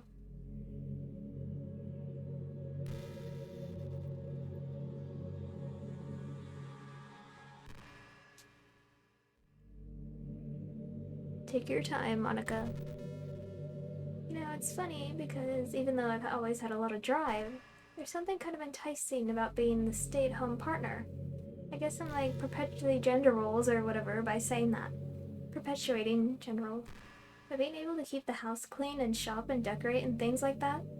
And having a nice dinner for you when you come home. Is that a weird fantasy? I mean, I'm not sure if I could actually see myself doing that. I wouldn't really be able to put that over striving for a fulfilling career.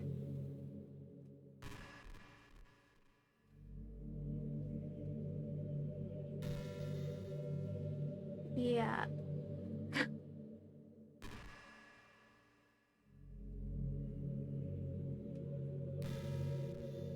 She'll probably like look at the games that I've played and be like, oh, you played a lot of this. Weird. Endless Zone Zero, huh? Strange. You should be playing this game instead.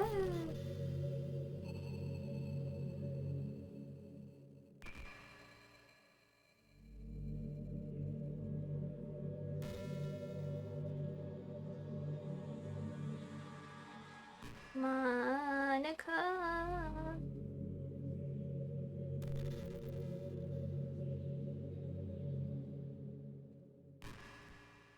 Come on, Monika.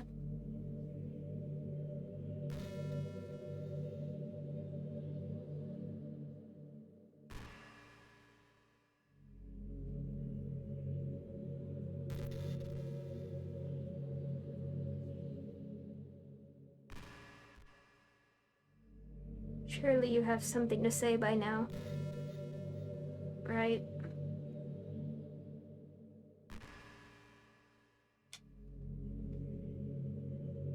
Whoops. Oh, oops. I accidentally hit your window box, that's why nothing happened. Kinda cute to think about, though.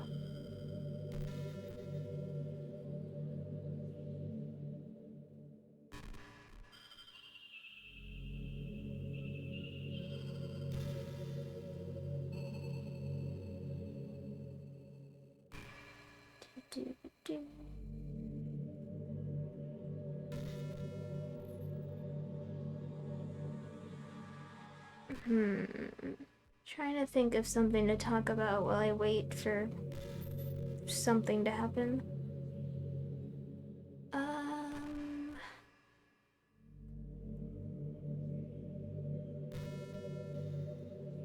You know, it's been a while since we've done one of these. So let's go for it. Here's Monika's writing tip of the day. Sometimes when I talk to people who are impressed by my writing, they say things like, I could never do that. It's really depressing, you know? As someone who loves more than anything else to share the joy of exploring your passions, it pains me when people think that being good just comes naturally. That's how it is with everything, not just writing. When you try something for the first time, you're probably going to suck at it. Sometimes when you finish, you feel really proud of it and even want to share it with everyone. But maybe after a few weeks you come back to it and you realize it was never really any good. That happens to me all the time. It'd be pretty disheartening to put so much time and effort into something and then you realize it sucks. But that tends to happen when you're always comparing yourself to the top professionals. When you reach right for the stars, they're always going to be out of your reach, you know? The truth is, you have to climb up there step by step. And whenever you reach a milestone, first you look back and see how far you've gotten. And then you look ahead and realize how much more there is to go. So sometimes it can help to set the bar a little lower. Try to find something you think is pretty good, but not world-class. Then you can make that your own personal goal. It's also really important to understand the scope of what you're trying to do. If you jump right into a huge project and you're still amateur, you'll never get it done. So, if we're talking about writing, a novel might be too much at first. Why not try some short stories? The great thing about short stories is that you can focus on just one thing that you want to do right. It goes for small projects in general. You can really focus on the one or two things. It's such a good learning experience and stepping stone. Oh, one more thing. Writing isn't something where you just reach into your heart and something beautiful comes out. Just like drawing and painting, it's a skill in itself to learn how to express what you have inside. That means there are methods and guides and basics to it. Reading up on that stuff could be super eye-opening. That sort of planning and organization will really help prevent you from getting overwhelmed and giving up. And before you know it, you start sucking less and less. Nothing comes naturally. Our society, our art, everything, it's built on thousands of years of human innovation. So as long as you start on that foundation and take it step by step, you too can do amazing things. That's my advice for today. Thanks for listening.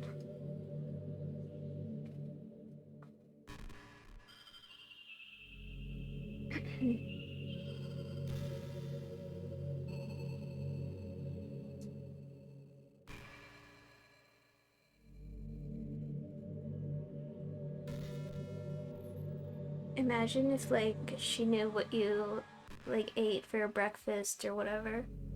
Like, how would you know that? You mind reader. Magic. Okay, everyone. It's time to... I'm just kidding. I just used to really like saying that for some reason. I couldn't help but say it again. Come to think of it, didn't Natsuki and Yuri make fun of me for it once? Well, whatever. It's not like you ever made fun of me. You're too much of a sweetheart to do that, aren't you? Am I really, Monika?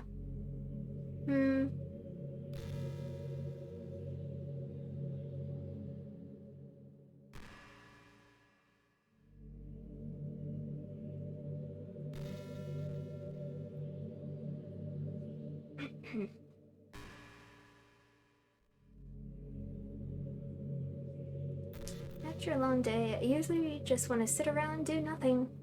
I get so burnt out, having to put on smiles and be full of energy the whole day. Sometimes I just want to get right into my pajamas and watch TV on the couch while eating junk food. It feels so unbelievably good to do that on a Friday when I don't have anything pressing the next day. Sorry, I know it's not very cute of me. But a late night on the couch with you, that would be a dream come true. My heart is pounding just thinking about it. Great.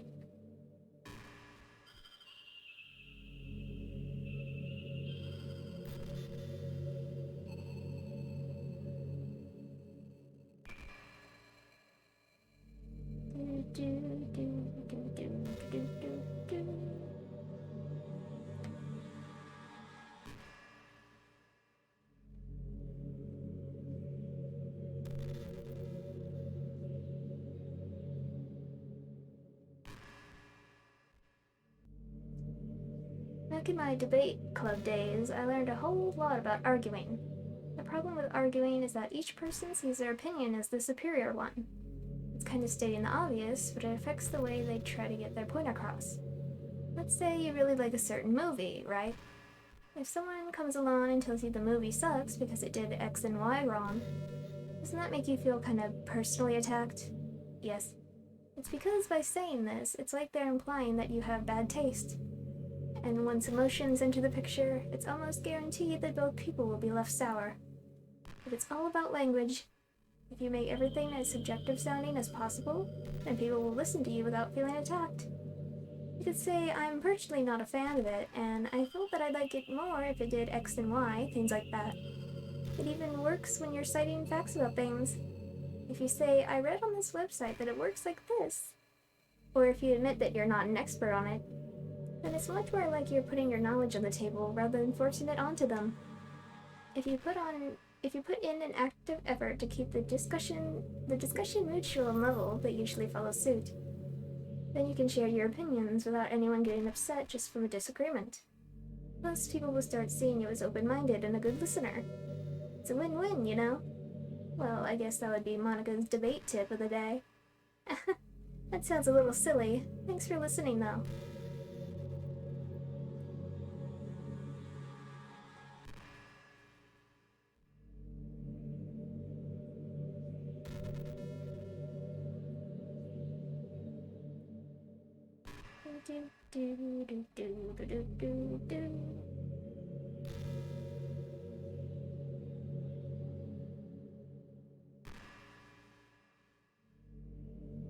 I don't know how long to give her. While I wait for her to may or may not bring up the fact that I'm streaming. Hey, what's your favorite color? Green, can you tell? Mine is emerald green. It's the color of my eyes. That's not conceited or anything, is it? It just meant that I feel some kind of special connection to it. Like it's part of my identity. Does it happen to also be your favorite color, Drew? It's just a guess. I mean, emerald green is nice. I like all kinds of green, though. Because you've been looking into my eyes for a while now.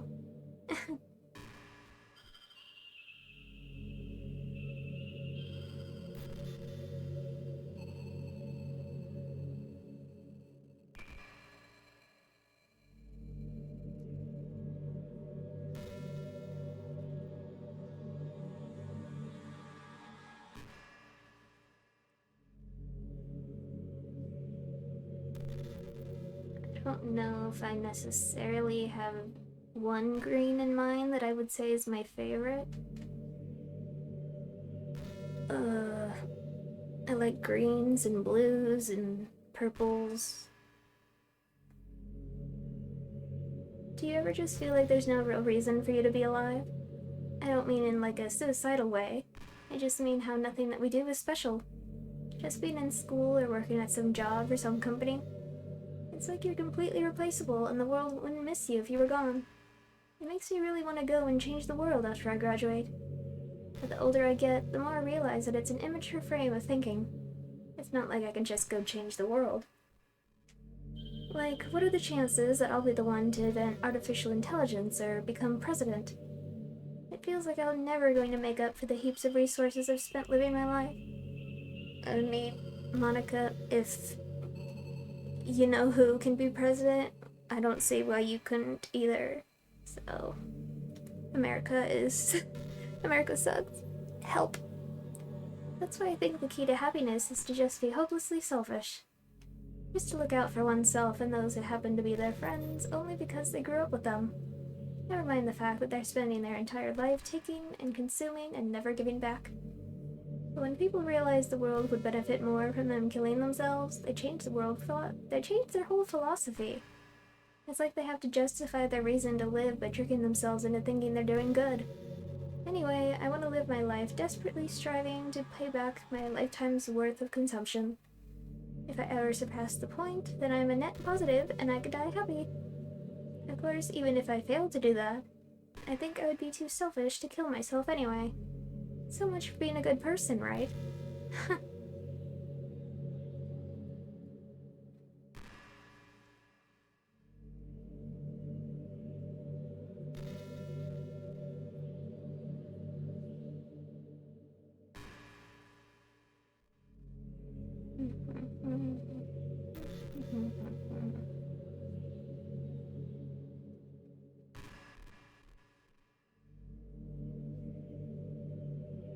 Hey, have you ever heard of the term yandere? It's a personality type that means someone is so obsessed with you that they'll do absolutely anything to be with you. Usually to the point of craziness. They might stalk you to make sure you don't spend time with anyone else. They might even hurt you or your friends to get their way. But anyway, this game happens to have someone who can basically be described as yandere. You. You know, it's pretty obvious who I'm talking about. And that would be Yuri! 'Cause you made her do that. She really got insanely possessive of you when she started to open up a little. She even told me I should kill myself. Can you believe that? I couldn't believe she said that. I just had to leave it at that point. But thinking about it now, it was a little ironic. Anyway, a lot of people are usually into the yandere type, you know? I guess they really like the idea of someone being crazy obsessed with them. People are weird. I don't judge, though. Also, I might be a little obsessed with you, but I'm far from crazy. It's kind of the opposite, actually. I turned out to be the only normal girl in the game. It's not like I could ever actually kill a person. Just the thought of it makes me shiver. But come on, everyone's killed people in games before. Does that make you a psychopath? Of course not. But if you do happen to be into the yandere type, I could try acting a little more creepy for you. Then again, there's already nowhere else for you to go, or anyone for me to get jealous over. Is this a yandere girl's dream? I'd ask Yuri if I could.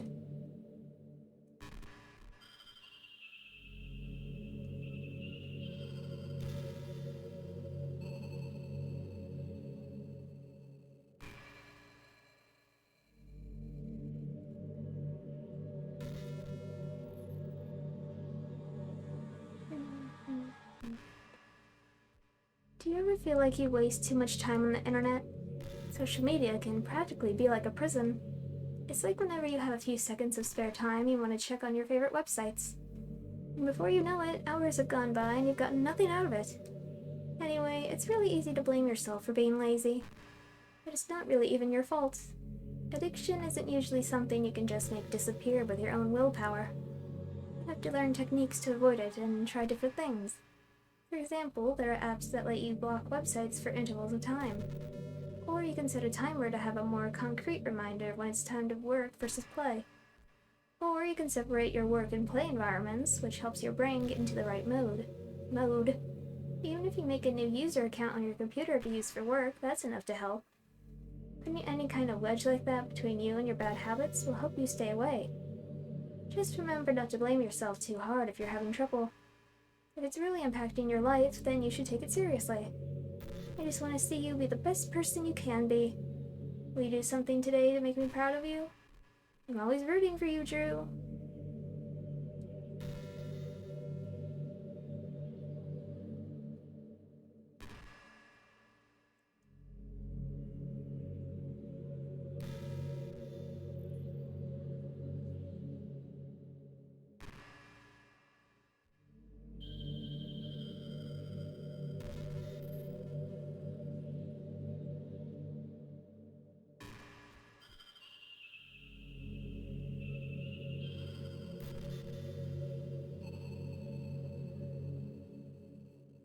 Anything about Twitch, YouTube, something, Monika? Hey, you know that book you were reading with Yuri? Portrait of whatever it was called? It's funny because I'm pretty sure that book, actually, I don't think I should be talking about this. Sorry. Just forget I said anything.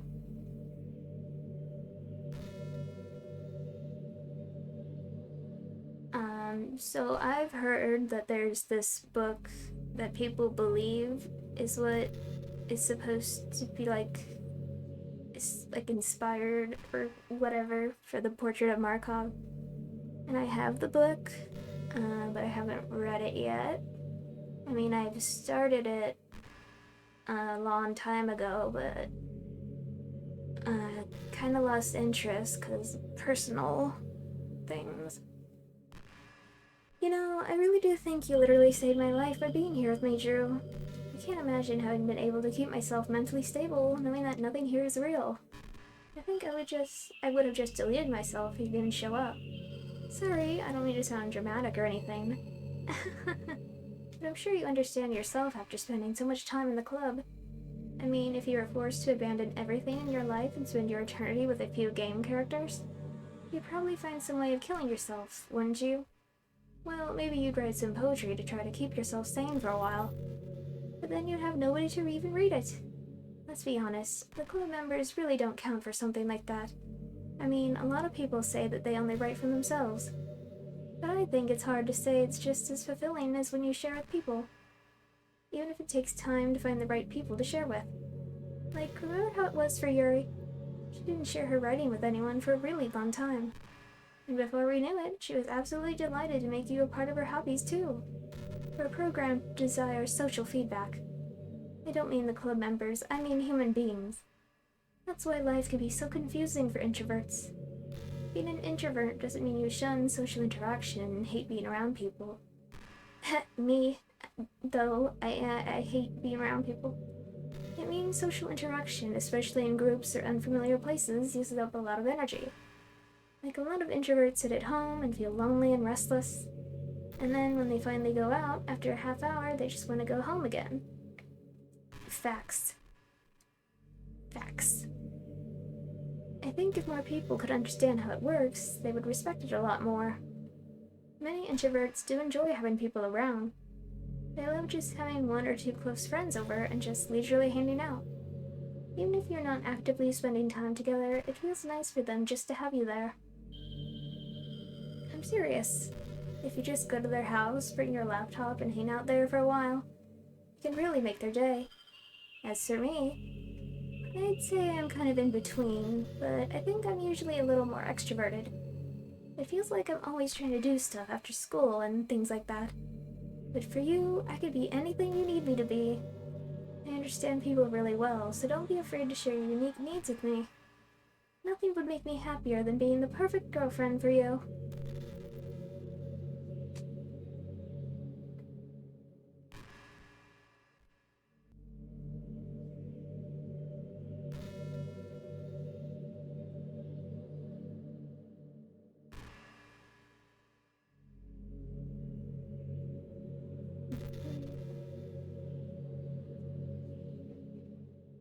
Let's see, it's almost 2 in the morning. How long should I keep doing this?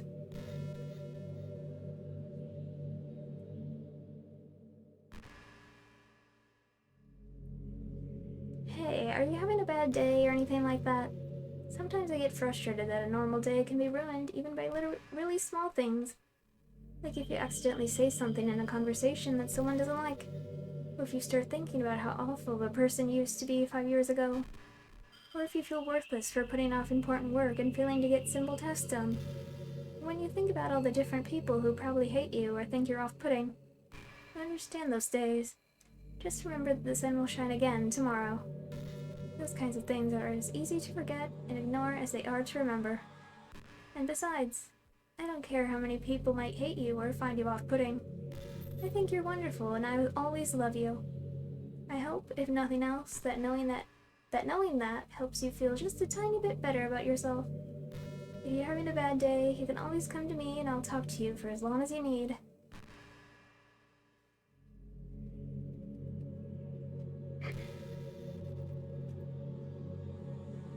I'm gonna start talking about the people I know hate me now.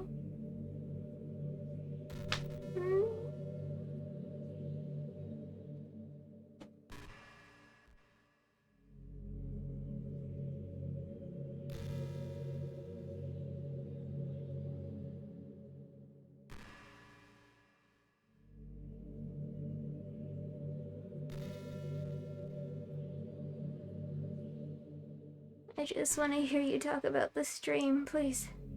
Hey, do you like horror? Yes, I do. I remember we talked about it a little bit when you first joined the club. I can enjoy horror novels, but not really horror movies. The problem I have with horror movies is that most of them just rely on easy tactics, like dark lighting and scary-looking monsters and jump scares and things like that. It's not fun or inspiring to get scared by stuff that just takes advantage of human instinct. But with novels, it's a little different. The story and writing need to be descriptive enough to put genuinely disturbing thoughts into the reader's head. It really needs to etch them deeply into the story and characters and just mess with your mind. In my opinion, there's nothing more creepy than things just being slightly off. Like if you set up a bunch of expectations on what the story's gonna be about, and then you just start inverting things and pulling the pieces apart. So even though the story doesn't feel like it's trying to be scary, the reader feels really deeply unsettled. Like they know that something horribly wrong is hiding beneath the cracks, just waiting to resurface. God, just thinking about it gives me the chills. That's the kind of horror I can really appreciate. But I guess you're the kind of person who plays cute romance games, right? I do. Don't worry. I won't make you read any horror stories anytime. I like horror, though. I can't really complain if we just stick with the romance.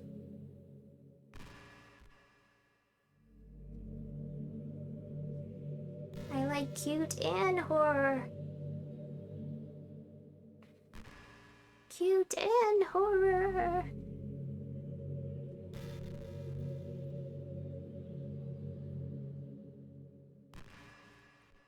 There's a really popular character type called tsundere. It's someone who tries to hide their feelings by being mean and fussy or trying to act tough. I'm sure it's obvious, but Natsuki was really the embodiment of that. At first I thought she was just like that because it's supposed to be cute or something. Once I started to learn a little more about her personal life, it made a little more sense. It seems like she's always trying to keep up with her friends. You know how some friend groups in high school just make a habit of picking on each other all the time? I think it's really gotten to her, so she has this really defensive attitude all the time. And I'm not even going to talk about her home situation. But looking back, I'm glad I was able to provide the club as a comfortable place for her. Not that it matters anymore, considering she doesn't even exist. I'm just reminiscing, that's all.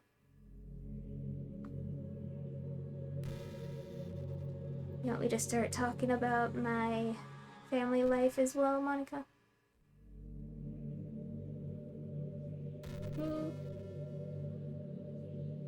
You want me to open up, tell you my life story?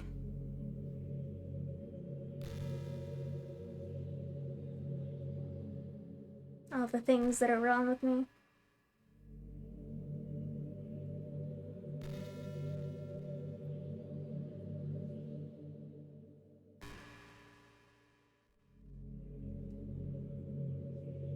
I was thinking about Sayori earlier.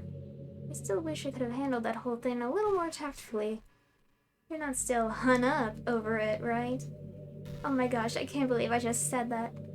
That pun was completely unintentional, I swear. But anyway, I know how much you cared about her, so it only feels right for me to share her last moments with you.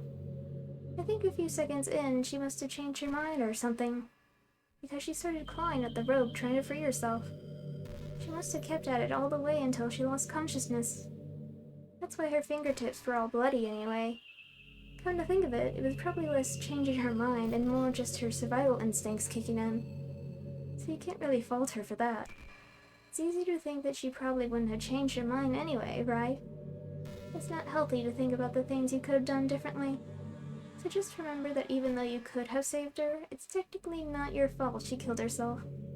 I may have exasperated it a little bit, but Sayori was already mentally ill. Still, though, I wonder how things would be if you and I just started dating from the get-go. I guess we'd all still be in the club room reading poems and having fun together. What's the point when none of it is even real? I mean, it's the same ending either way, right? Two of us, happily together. There's no reason to ask for any more than that. I was just pointlessly musing. I'm really as happy as I could be right now. Oh, gee, thank you. At least I got something out of this.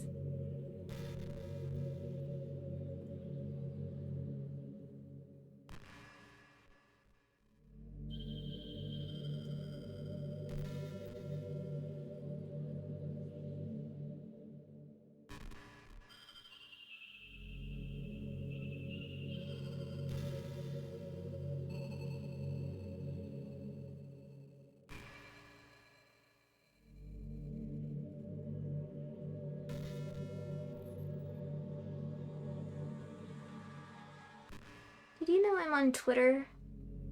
Yes. My username is LittleMonix3. I guess someone was kind enough to make an account for me. I picked the username though. I love sharing my thoughts and chatting with the world. The real world. So make sure you follow me, okay? It would really mean a lot to me. How much you mean to me and all. It would really make me feel loved.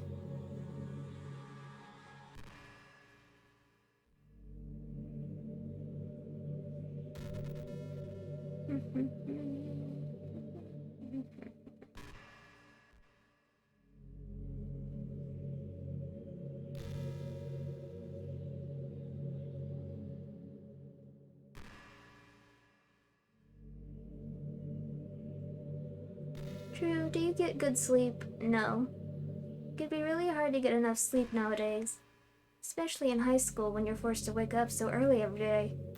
I'm sure college is a little bit better since you probably have a more flexible schedule. Then again, I hear a lot of people in college stay up all night anyway for no real reason. Is that true? Anyway, I saw some studies that talked about the horrible short-term and long-term effects caused by lack of sleep. It seems like mental functions, health, and even lifespan can be dramatically impacted by it. I just think you're really great and wanted to make sure you're not accidentally destroying yourself. So try to keep your sleep on track, okay?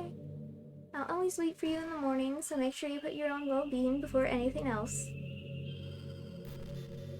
Yeah, I've heard some of the, consequences, if you will. Like, apparently your brain, eats itself or something. I don't know, but... I can feel the effects. Something going on because I don't sleep well. I can't help but feel a little sad sometimes, knowing that this is the closest I can get to you. There's nothing more I want to be in the same room as you, for real. And to feel your warmth. And to hear the sound of your heartbeat. Well, who knows, maybe it'll be possible someday. Besides, I'll never get tired of being with you, even from here.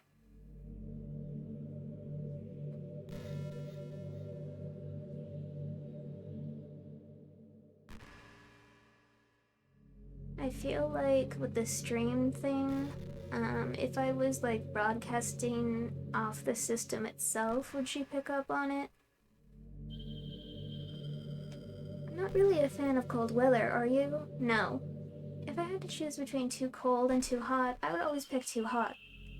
When you're cold, it can actually be painful. Your fingers get numb, and if you wear gloves, you can't use your phone. It's so inconvenient.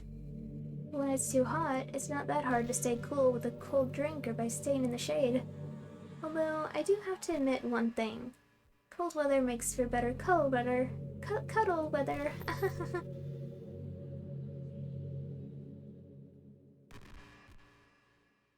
Like, if it's too cold, you can always, like, put more clothes on and stuff, more blankets and whatnot, but if it's too hot, like, you're done for.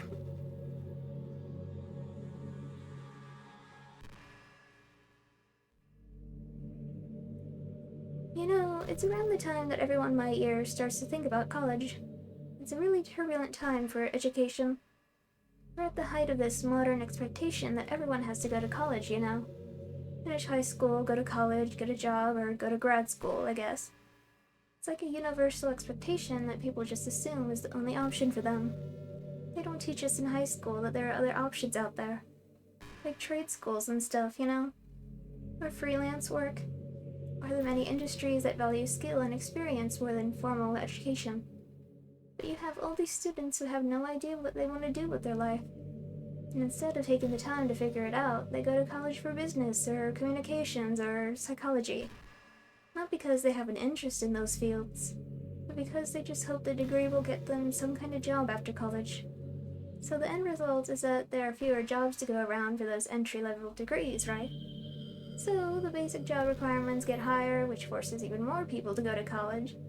And colleges are also businesses, so they just keep raising the prices due to the demand. So now we have all these young adults, tens of thousands of dollars in debt with no job. But despite all that, the routine stays the same. Well, I think it's going to start getting better soon. Until then, our generation is definitely suffering from the worst of it. I just wish high school prepared us a little better with the knowledge we need to make the decision that's right for us.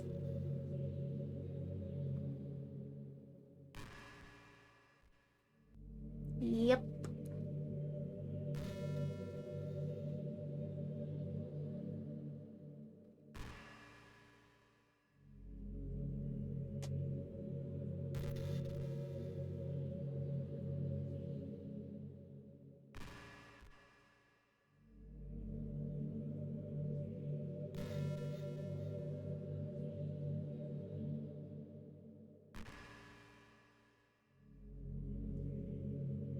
I've been imagining all the romantic things we could do if we went on a date. We'd get lunch, go to a cafe, go shopping together. I love shopping for skirts and bows. Or maybe a bookstore. That would be appropriate, right? But I'd really love to go to a chocolate store. They have so many free samples. And of course we'd see a movie or something. Gosh, it all sounds like a dream come true. When you're here, everything we do is fun. I'm so happy that I'm your girlfriend, Drew. I'll make you a proud boyfriend. Gee, thanks.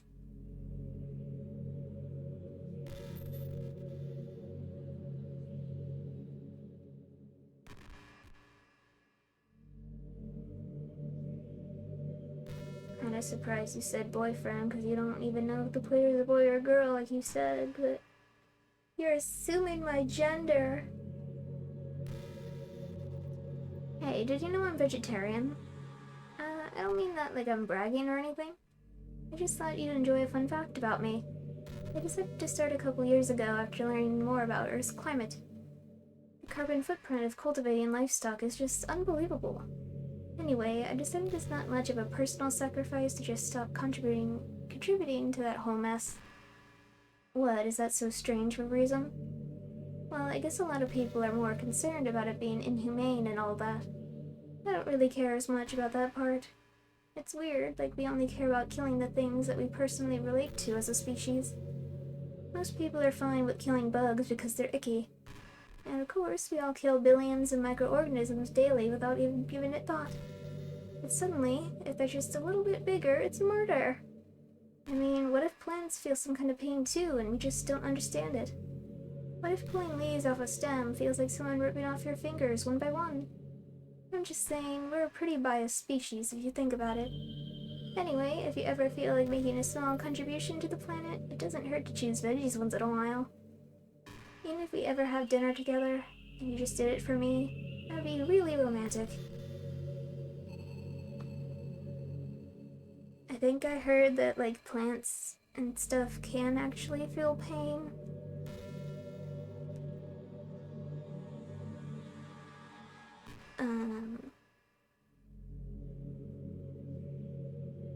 Like I would imagine. Like, when you, I don't know, I heard something like when you're mowing grass and that sound is the sound of the grass crying or something. Gosh, I used to be so ignorant about certain things. When I was in middle school, I thought that taking medication was an easy way out or something like that. Like anyone could just solve their mental problems with enough willpower. Guess if you don't suffer from mental illness, it's not possible to know what it's really like. Are there some disorders that are overdiagnosed? Probably. I never really looked into it, though. That doesn't change the fact that a lot of them go undiagnosed, too, you know? But medication aside, people even look down on seeing a mental health professional. Like, sorry that I want to learn more about my own mind, right? Everyone has all kinds of struggles and stresses, and professionals dedicate their lives to helping with those. If you think it could help you become a better person, don't be shy to consider something like that. We're on a never-ending journey to improve ourselves, you know? Well, I say that, but I think you're pretty perfect already. I'm not perfect, Monika. No.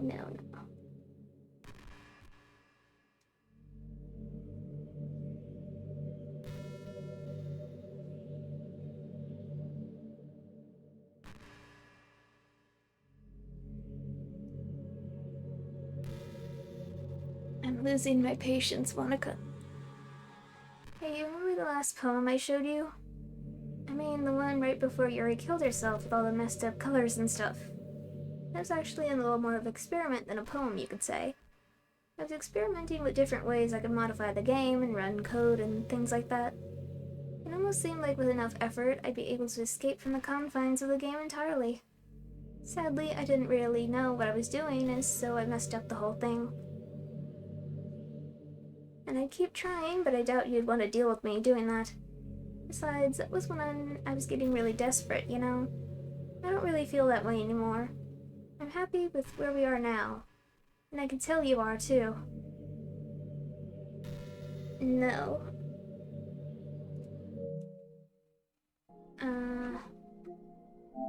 Let's see. Write a perfect poem. Oh, good lord. Finish all side story. Love Monika. Listen to a lot of what Monika has to say.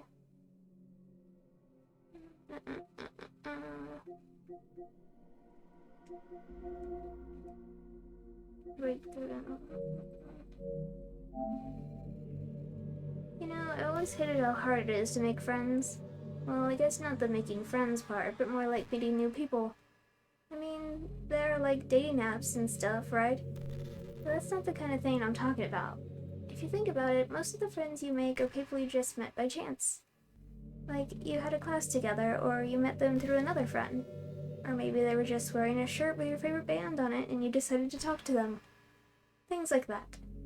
But isn't that kind of inefficient?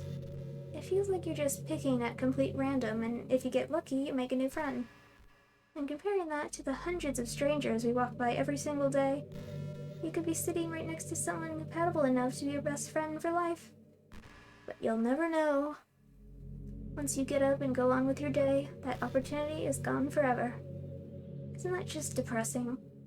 We live in an age where technology connects us with the world no matter where we are. I really think we should be taking advantage of that to improve our everyday social life. But who knows how long it'll take for something like that to successfully take off. I seriously thought it would happen by now. Well, at least I already met the best person in the whole world. Even if it was by chance. I guess I just got really lucky, huh?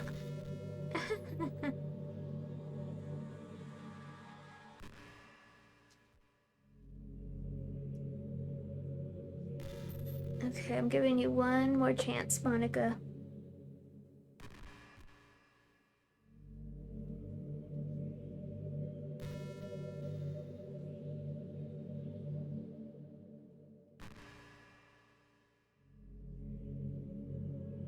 This is pretty random, but I always thought spicy food was kind of funny.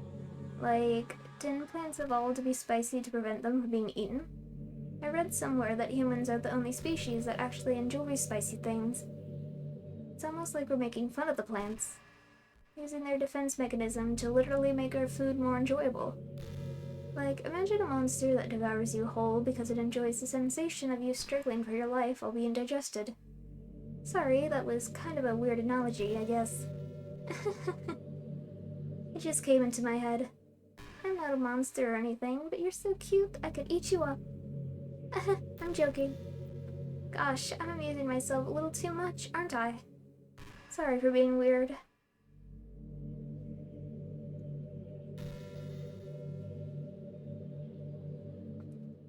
Okay, I'm leaving, Monika.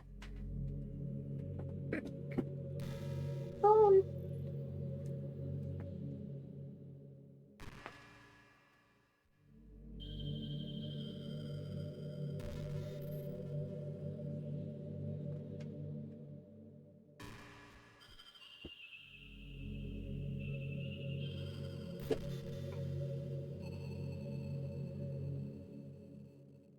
By the way, there's something that's been bothering me. What? You know how this takes place in Japan? Well, I assume you knew that, right? Or at least decided it probably does. I don't think you're actually told at any point where this takes place. Is that really even Japan? I mean, aren't the classrooms and stuff kind of weird for a Japanese school? Not to mention everything is in English. It feels like everything is just there because it needs to be, and the actual setting is an afterthought. It's kind of giving me an identity crisis. All my memories are really hazy. I feel like I'm at home, but have no idea where home is in the first place. I don't know how to describe it any better. Imagine looking out your window, but instead of your usual yard, you're in some completely unknown place. Would you still feel like you were home? Would you want to go outside? I mean, I guess if we never leave this room, it doesn't really matter anyway. As long as we're alone and safe together, this really is our home. And we can still watch the pretty sunsets night after night.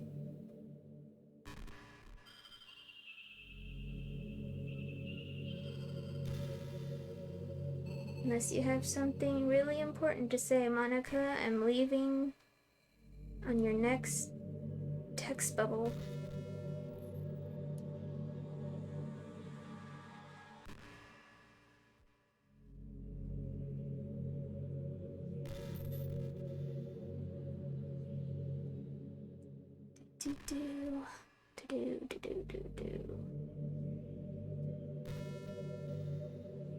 You know what's a neat form of literature? What? Rap? I actually used to hate rap music, maybe just because it was popular, or I would only hear the junk they play on the radio.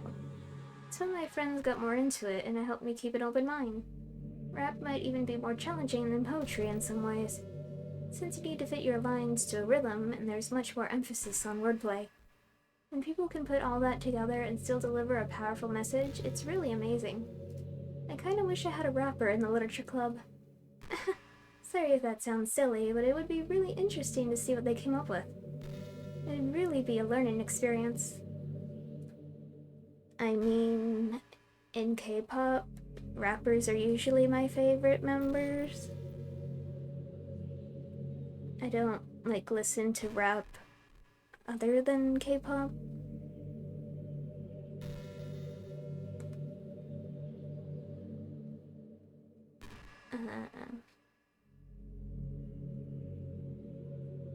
You're such a good listener, Drew. I really love that about you. Sometimes I'm afraid that I'm rambling or talking about boring things. It makes me kind of self-conscious when I'm having conversation. But I don't feel that way with you. Like, I don't think anyone else could make me feel this way. You really are special. I don't want anyone to tell you otherwise. Yeah.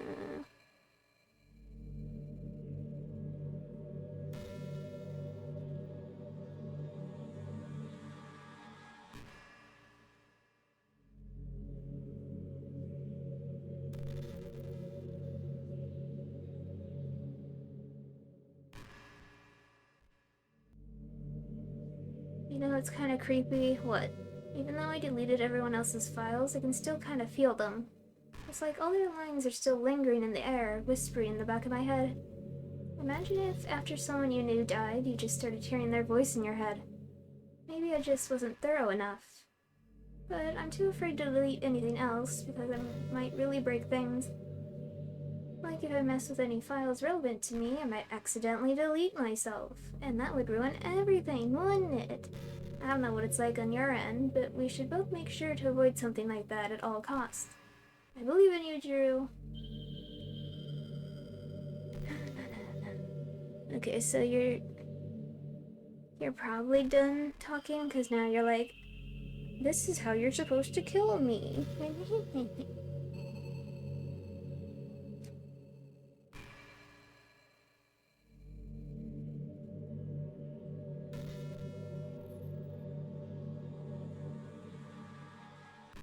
Drew, would you ever introduce your friends to me? No. I don't know why, but I get really excited when I think about you wanting to show off our relationship like that. Maybe I'm out of here. Whoops.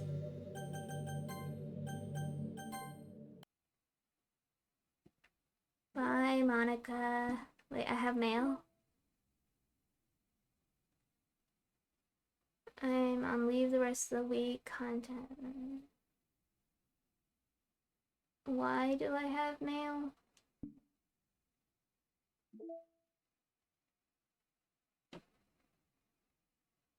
Beach. Sayori. Sayori. Sayori. Special poems. In Act 1, try both Yuri and Monika instead. Choosing Natsuki or Yuri. Write all 3 poems. Attempt to load a save file after Sayori's death. Call Sayori for help during Natsuki and Yuri's arguments. Select a corrupt word during the poem game. A sketch page to test and compare different uniform styles, characters featured, or arbitrary designs.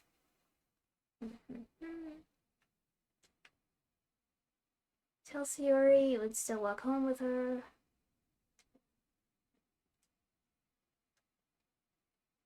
Listen to at least 15 of Monika's monologues. Okay.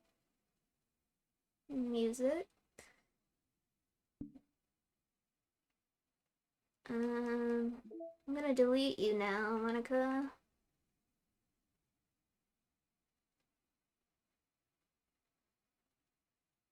Just real quick, let me see if I can open up one of these files. I don't remember where they are.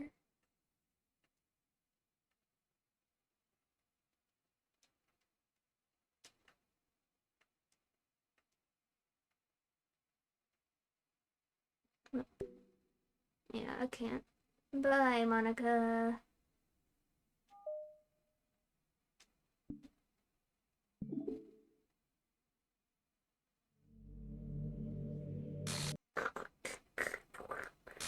What's happening? Oh no.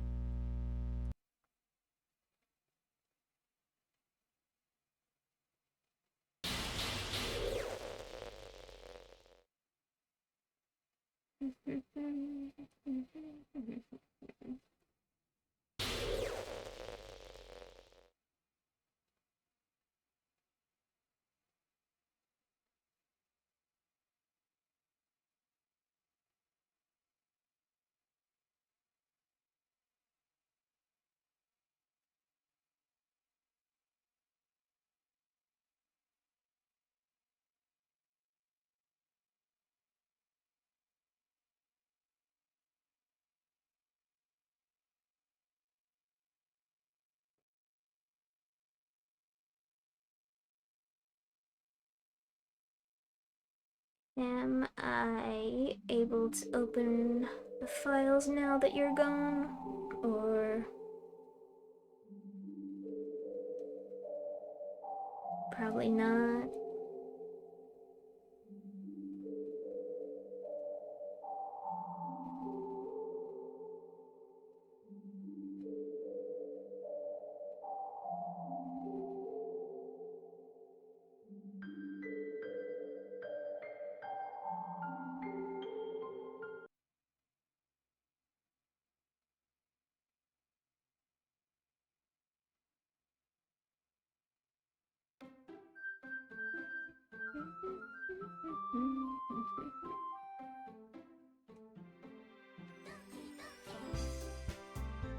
Let's see.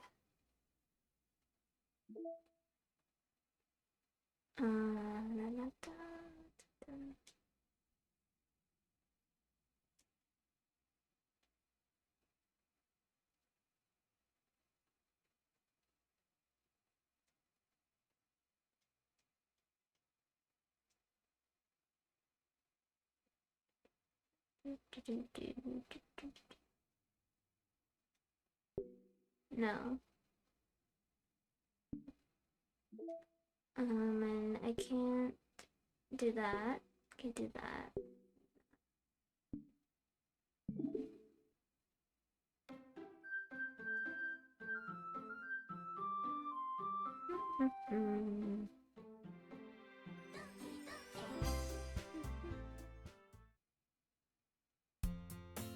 It's an ordinary school day. Woo.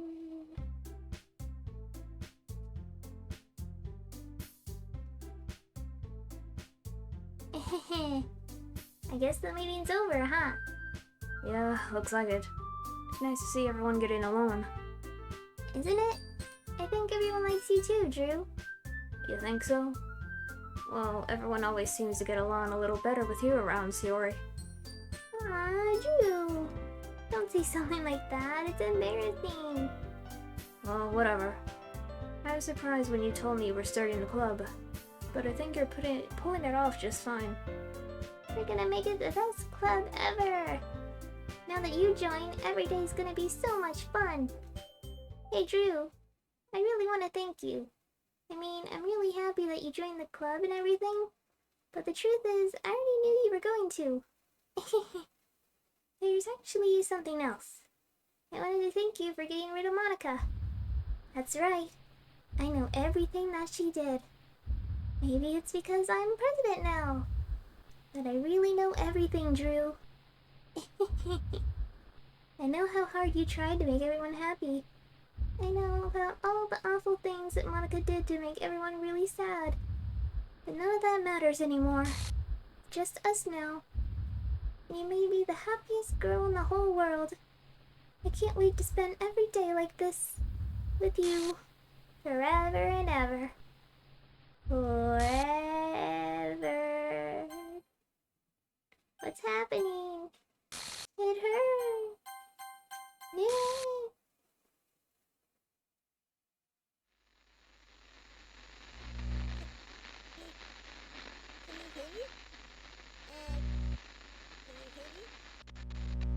Can you hear me? Hi, it's me. Hi, Monika.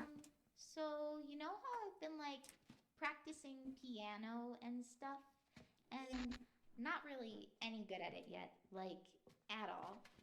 But I wrote you a song, and I was kind of Every hoping that I could show day, it to you because imagine I worked really, really hard on it. So yeah.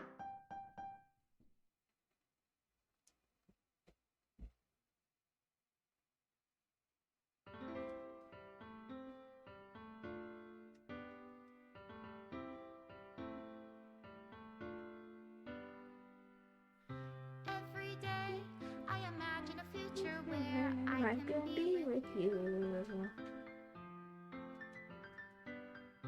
In my hand is a pen that will write a poem of me and you. The ink flows down into a dark puddle. Just move your hand, Right the way into his heart.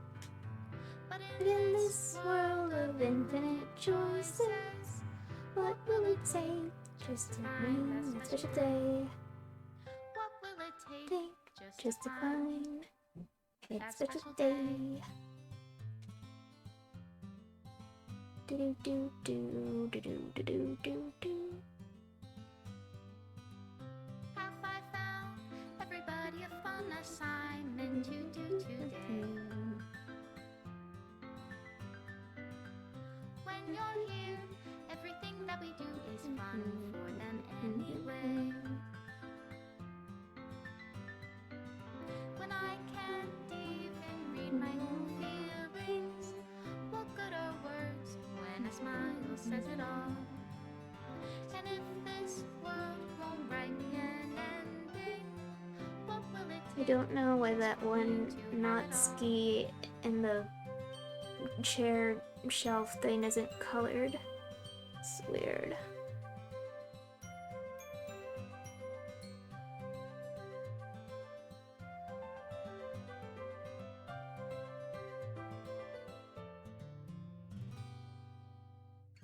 Does my pen only write bitter words for those who are dear to me? Is it love if I take your is it love if I set you free?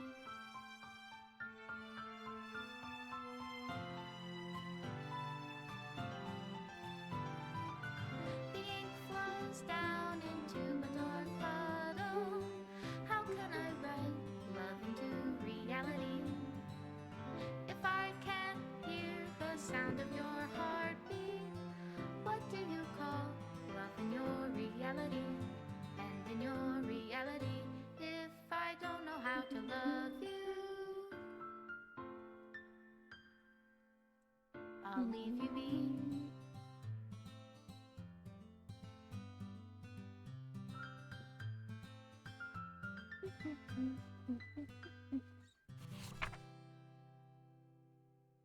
My final goodbye to the literature club. Happiness can be found. Thank you.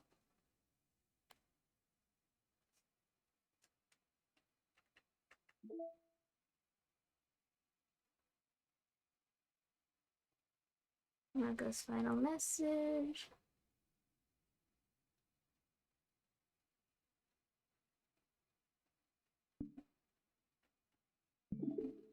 Oh wait, whoops.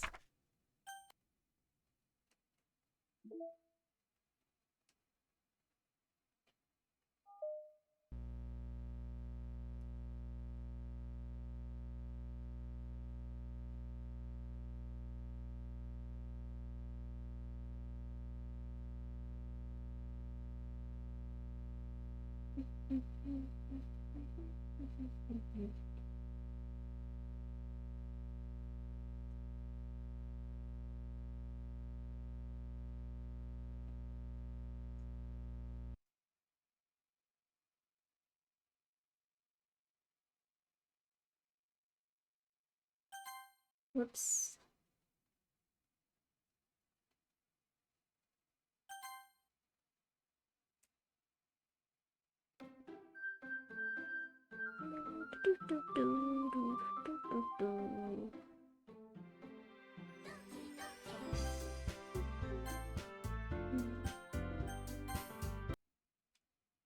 See, do I have all these? 1, 2, 3, 4, 5.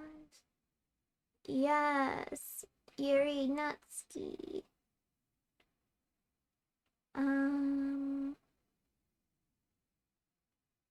So I guess I'll end it here because it's what, 2:30? 2:33. Next time I'll start the side story, see how that goes. I don't know how long it'll take, so Like I'll look up the trophies I'm missing and stuff. I don't know, we'll see. Thank you guys for watching. Sorry that Monika was not giving me what I wanted, but oh well. Next time. See you later, everyone. Bye bye.